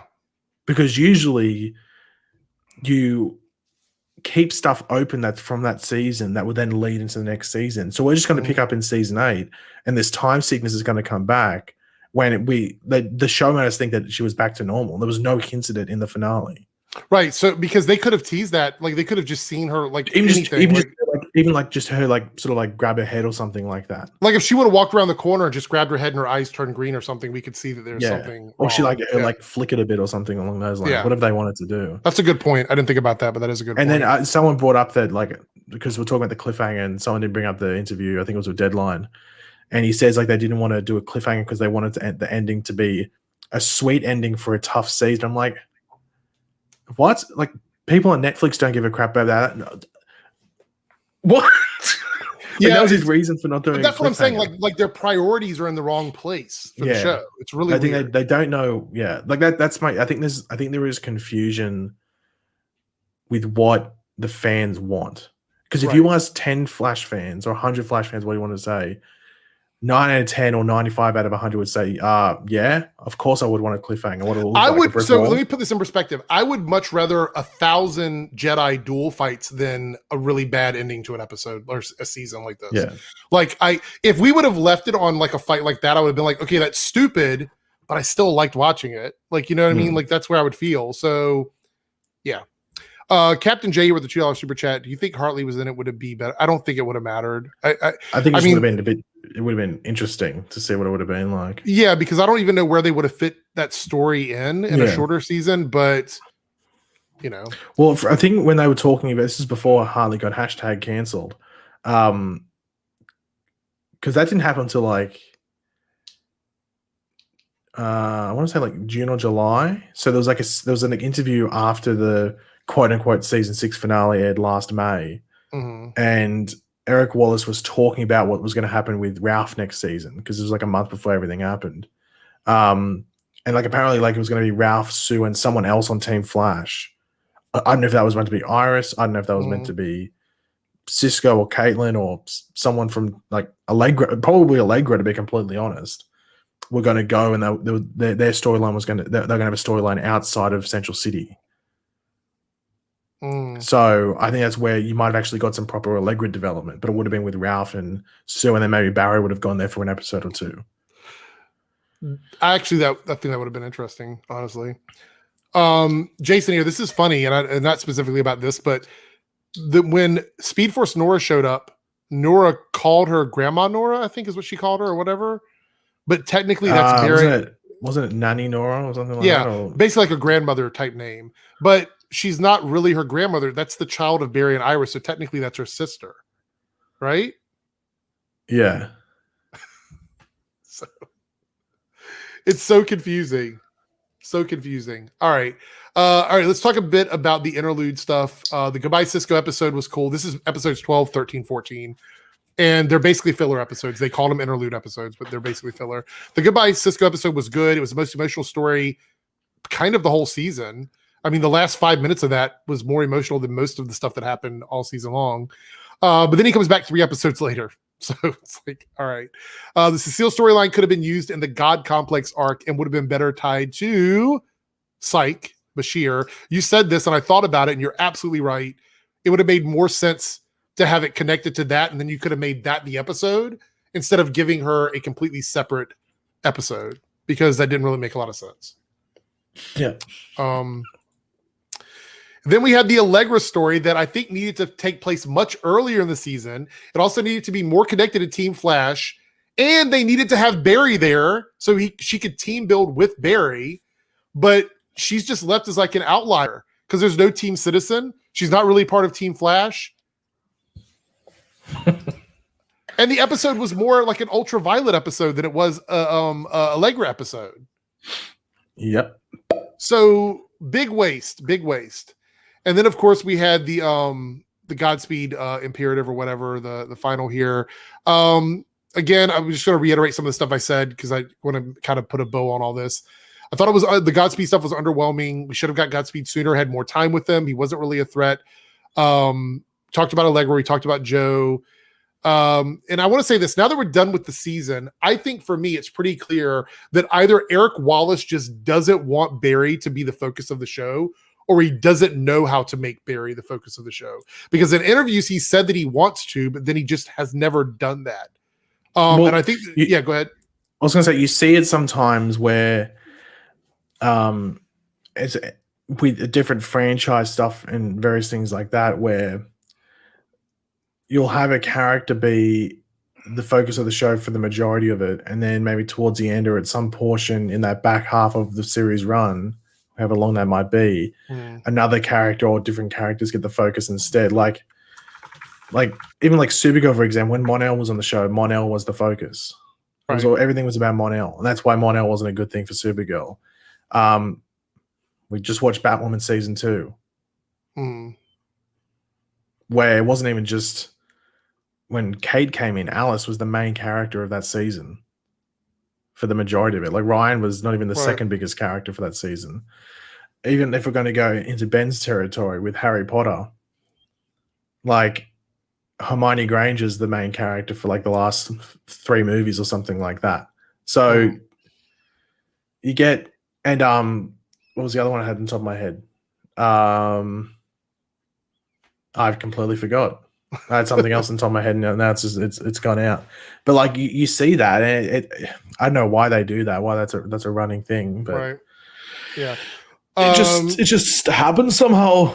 Yeah, Toast Senior says, is Greg Berlanti still their boss or still their boss? He's ahead of it, but he'd have like little to no input on the. He's had very little hands-on with the shows. He'd be crossover. He'd probably have stuff to do with the crossover, or if a new show happens, like with Superman and Lois. Like he worked on Superman and Lois for the first bit, but that was it.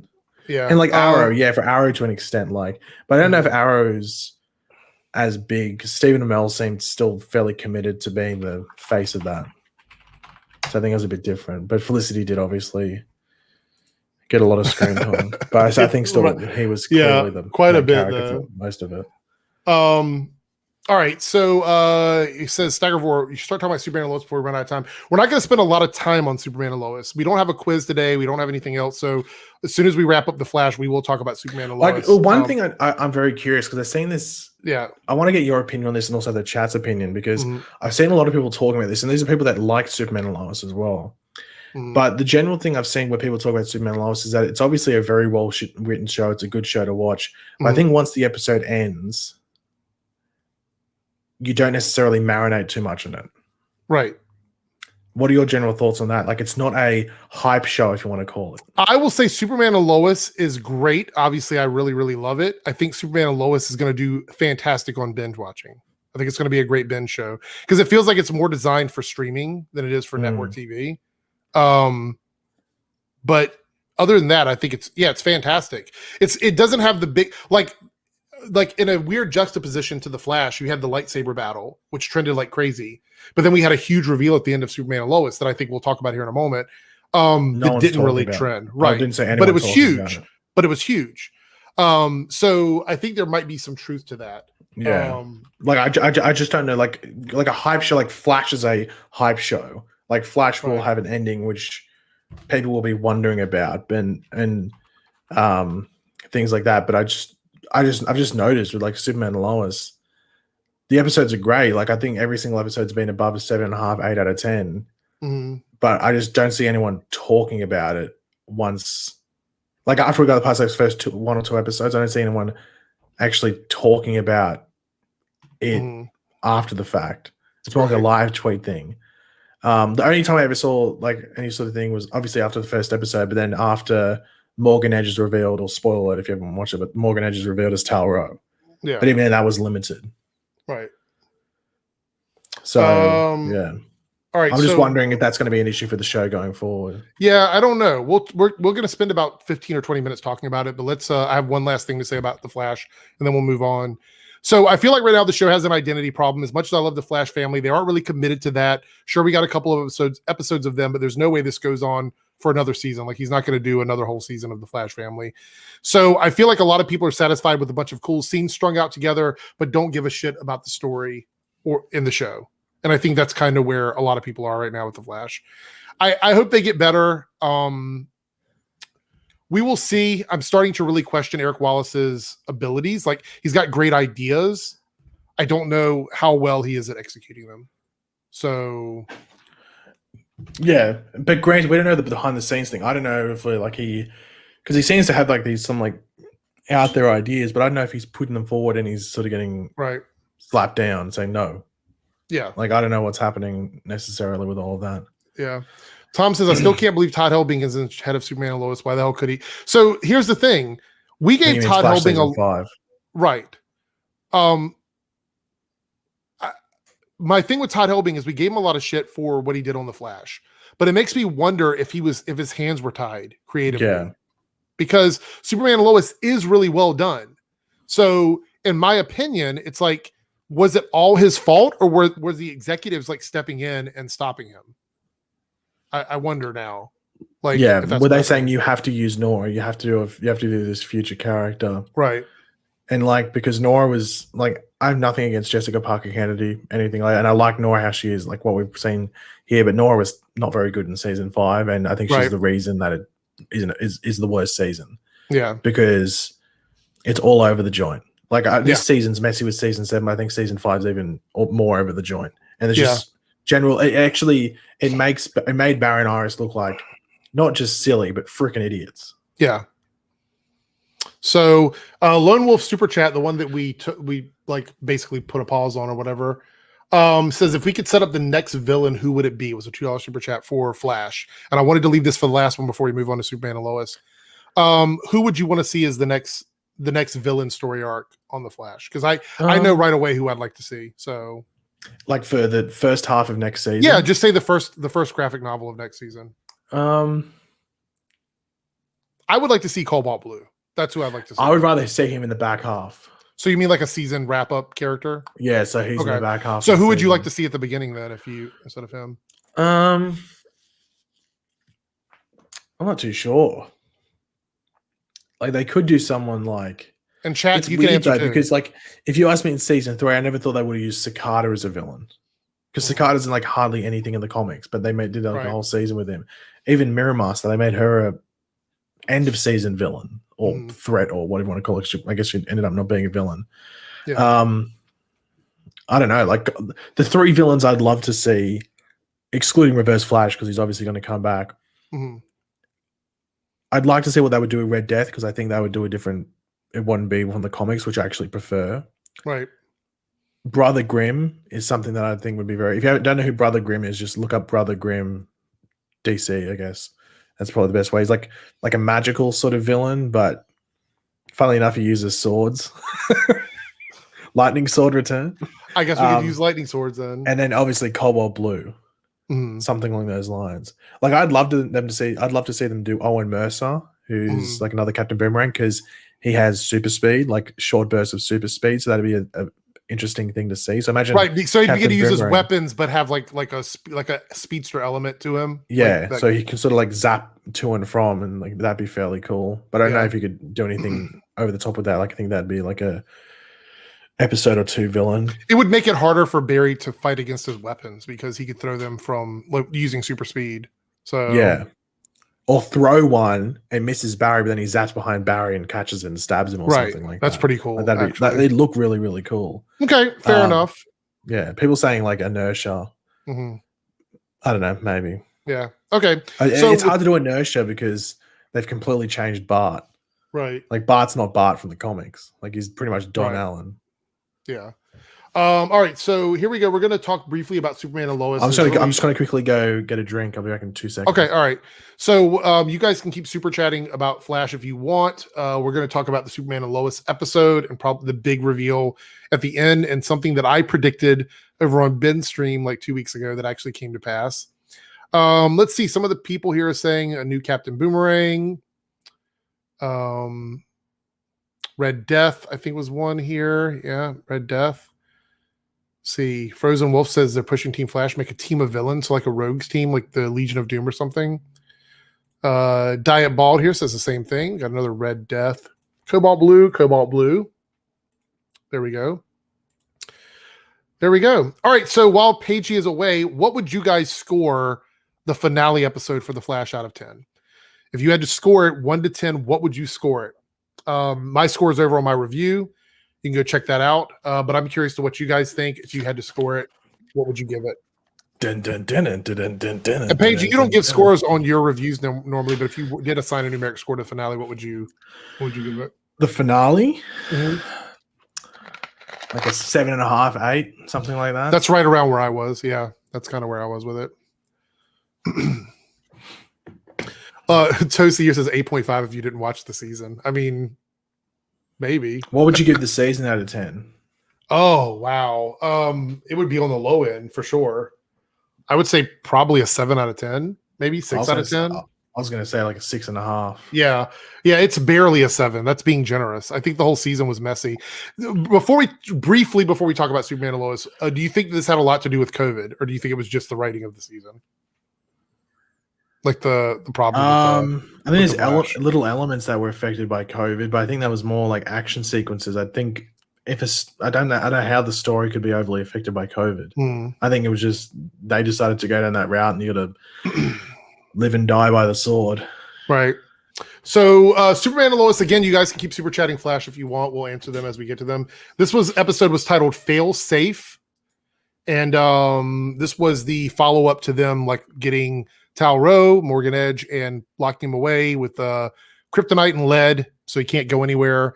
And we also deal with like some of the aftermath with some of the families. There was a lot of like smaller plots in the episode. Like we had the stuff with Jonathan and what was the girl's name that took him out? Tegan, who was basically just trying to get information from him, and he thought she was hitting on him or whatever, which I thought was messed up. And then you had Sarah and Jordan. Gosh, I get their names confused all the time. Going out somewhere and getting arrested by skipping. They both skipped school in this episode, which I thought was kind of interesting. And we're all dealing with rebellious. Yeah, absolutely. Rebellious.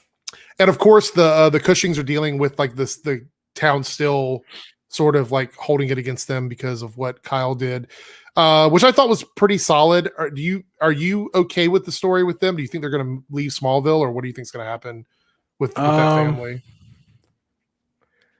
I don't think they'll leave Smallville. I think there might be some sort of maybe redemption thing. I'm intrigued to see where they go down with that. So we had that going on, and then we have Lois just. Elizabeth is just so good. I'll tell you what, though. Yeah. And I'm like dead set on this. I'm 100% honest with this, and I will mention it every single time if it does not happen, and I will clap if it does happen. If she doesn't get nominated for an Emmy for Superman and Lois, there's 110% bias. Are you talking about Elizabeth Tulloch? Yeah, Elizabeth Tulloch. Bitsy. Yeah. Yeah. Because she carries the show on like an emotional and dramatic level. Can I tell you how much I had flashbacks to my mom yelling at me when she was yelling at the boys, and she's like blah, blah, blah, hey, go to your room right now. And I'm like, I was ready to go to my room. I almost got up and walked out of the room. I was like, okay. I mean, she's like and then the way she was yelling at Clark when she was like, I'm mad, but I'm also annoyed and blah, blah, blah. And I should be mad when I go talk to him. And like, just everything she does is right. She does a really good range of like emotion that a lot of other actors on TV productions don't really have. And I would say anybody who thought that a Superman and Lois series couldn't work by giving Lois a lot of stuff to carry on her shoulders, they need to sit down and watch the show, because you're right. In a lot of ways, Lois carries the show, and it doesn't make Superman feel like any less of a character. She's just so good at what she's doing. And so I've been really excited with her on the series. And I also like the dynamic because we have John living in the barn there with the Kents or whatever. And he's got all this tech there in the house and stuff. I really love the dynamic and the switch they did with this character. I think if you look back and you watch the season on a binge, I think we'll appreciate even more of what's happening, because we're watching it while they're taking these weird, because they're taking like a 2-week break, aren't they? They're doing another break here for 2 weeks, I believe. Someone was saying it's because of the Olympics. I think it's a mixture of Olympics and they need time to actually finish the CGI and stuff for the episodes. Because they only wrapped, was it 2 weeks ago? A week and a half ago? So I will 100% watch this series again from start to finish as soon as it's available on streaming, because I HBO love it Max, much. Man. HBO Max, dude. But I love the story with him. Are you going to rewatch Batwoman season 2 that became available on HBO Max this week? No, I'm not. I've seen enough of that. Mike here says, 49 super chat, not a fan of Morgan Edge story or him being Superman's brother. So I've seen a lot of people kind of upset with that. What are your thoughts on this? Because they're doubling down on it. They're really pushing with this like Tauro family thing. And then because I have some theories about his mother being on one of those crystals as well. What are your thoughts on him being Superman's brother? Do you think it's because I think it's kind of an interesting story element, but I guess some people like Mike here, they're just not happy with it. Does it bother you? I mean, it doesn't bother me. Like, it doesn't really bother me at all. Like, I'm surprised. I didn't even know it was actually bothering people. I've seen some people saying that you can't be bothered. I just didn't realize that it was bothering people. Yeah, some people are not happy with it. I see Mike here is not a fan of the story, and I've seen several other people say that. And I understand. I guess from a standpoint of comics, it is because Tauro is not, as far as I know, is not a comic book character. No, he's made up. It's a brand new thing, and I think a lot of people are kind of frustrated with that. I quite like it. So, I mean, it's kind of tough for me to, totally jump on that boat. But yeah, is episode 15 the finale for Superman and Lois? I think, yes, Last Sons of Krypton is the finale. So that's directed by Tom Cavanaugh, by the way. And that comes out on August 17th. So I had it right here in front of me. So yeah, 15 is the finale. I'm really excited for it. Amelia here with a $5 super chat and Team Eric member. Thank you so much. Lois should write an article about what happened and how it wasn't Lana or Kyle's fault and maybe how Lana even helped fix it. I think that would be great, actually, because we did see in this episode that Lana was dealing with the mayor basically trash talking them behind their back after he said he was going to help out. And obviously Lois and her have been hanging out quite a bit. I think that would be beneficial. Could you see this being a thing? Do you think they're going to have time to do this for the end of the season, or do you think they're going to actually move out of town? Like, I know we talked about that a second ago, but I feel like they're trying to shift the family up a little bit, the Cushings. Well, I think it's a bit about exposing Morgan Edge as the actual, making it like hammering down on Morgan Edge and pretty much doing what the mayor said he was going to be doing, if that makes sense. But through that, I guess it just matters whether it becomes this thing where it's like, oh, well, Lois, you're friends with Lana, so why would we listen to you? Blah, blah, blah. It becomes one of those things. And we also know that now she's not getting trusted at the paper because she's actually hiding stuff for her father. Because they're supposed to release a statement on what happened. And now she's, what's her name? I can't remember her name. The girl at the Chrissy. Yeah, I remember. I was trying to think of her name. She knows Lois is hiding something and now she doesn't trust her. So she's like, you need to take a break or whatever. And it seems like things are kind of crumbling. So we're getting this weird thing at the end where just all the families are kind of in this weird space, this disarray with the kids skipping school, with the Cushings dealing with what they're dealing with Lois getting basically told she can't do the paper anymore. So there's a lot of things happening right now. So I'm quite happy with the discourse because I think we have time to sort of correct everything. Like I said, we got a couple episodes left. And so I'm really excited about where they're going. So let's talk a little bit about Tauro. Now, we saw at the end of last week's episode, he flew up into the atmosphere and was using his heat vision on the Eradicator. And I said in Ben's stream last week that I believed that he basically is going to become the Eradicator because I felt like we weren't going to get a version of that character that looks like Clark because we just did a evil Superman thing. So I didn't think they were going to go as far to make like another version that looked like Clark.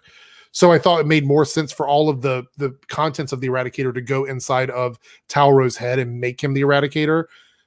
Do you like this direction? Do you think this is a smart way to go? Did you expect it? Did you not expect it? Well, yeah, that's what I thought they were doing as well. Yeah, like I mentioned at the end of my video last week. So like, yeah, I didn't know how quickly it was, like how they were gonna do it necessarily. But I like the way that they've gone about it. I'm just intrigued because now they have sort of like a Reign of the Superman thing going on. Yeah, they have Steel, Eradicator, and they even have a Superboy in Jordan.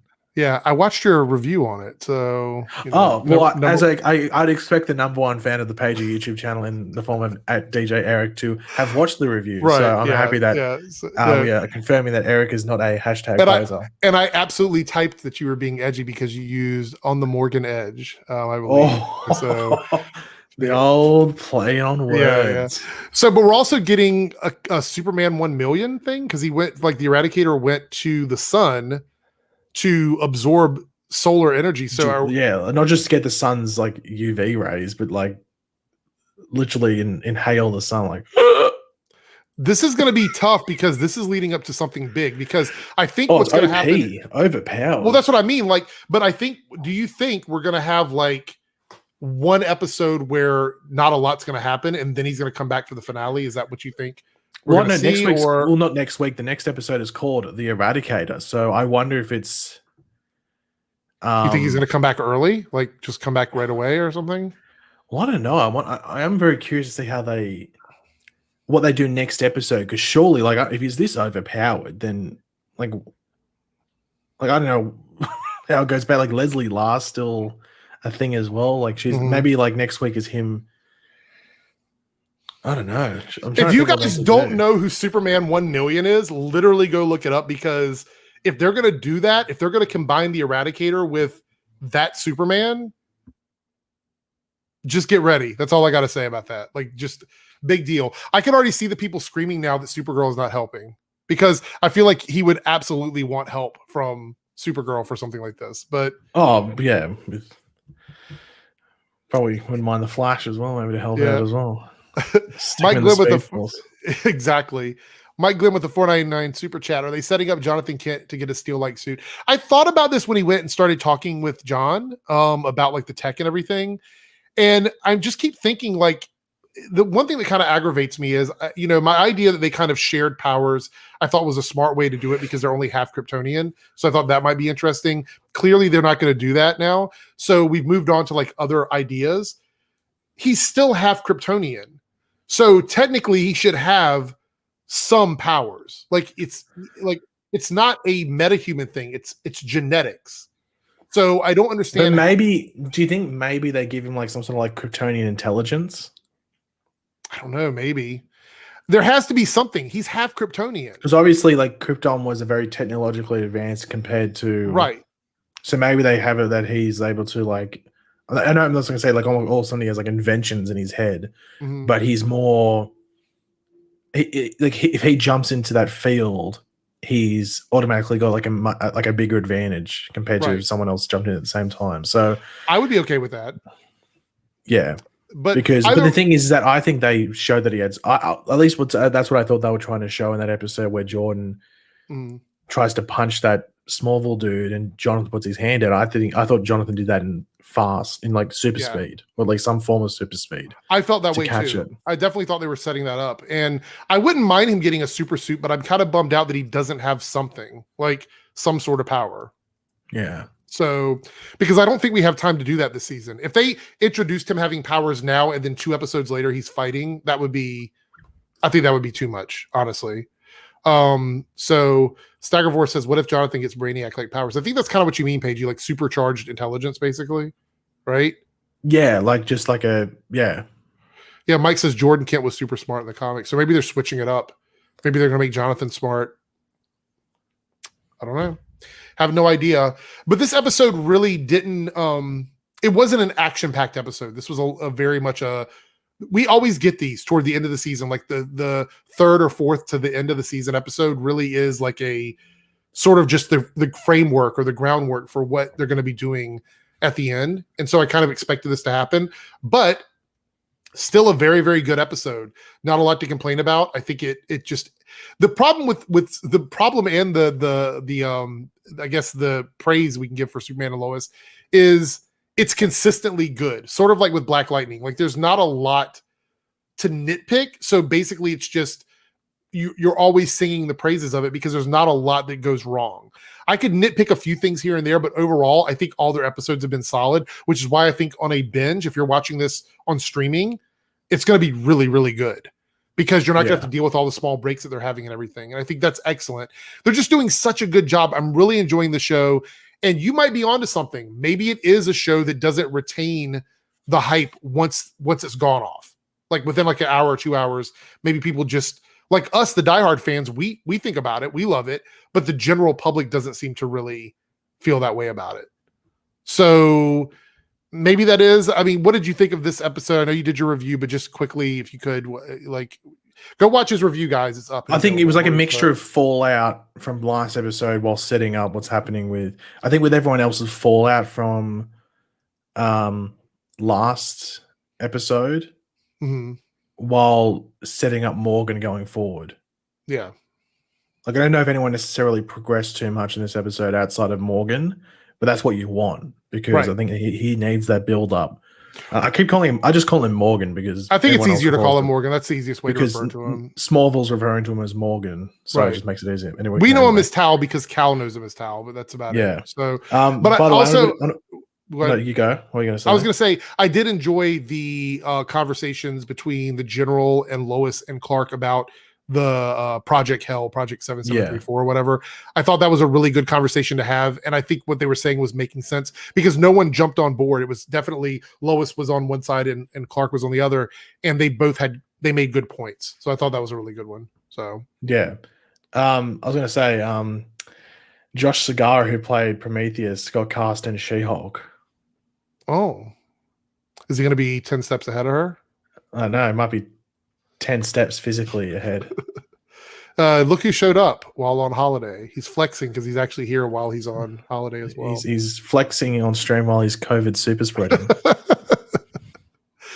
The Star Wars Speed Force saber. There you guys, you got it right there. He loved it. He absolutely loved it.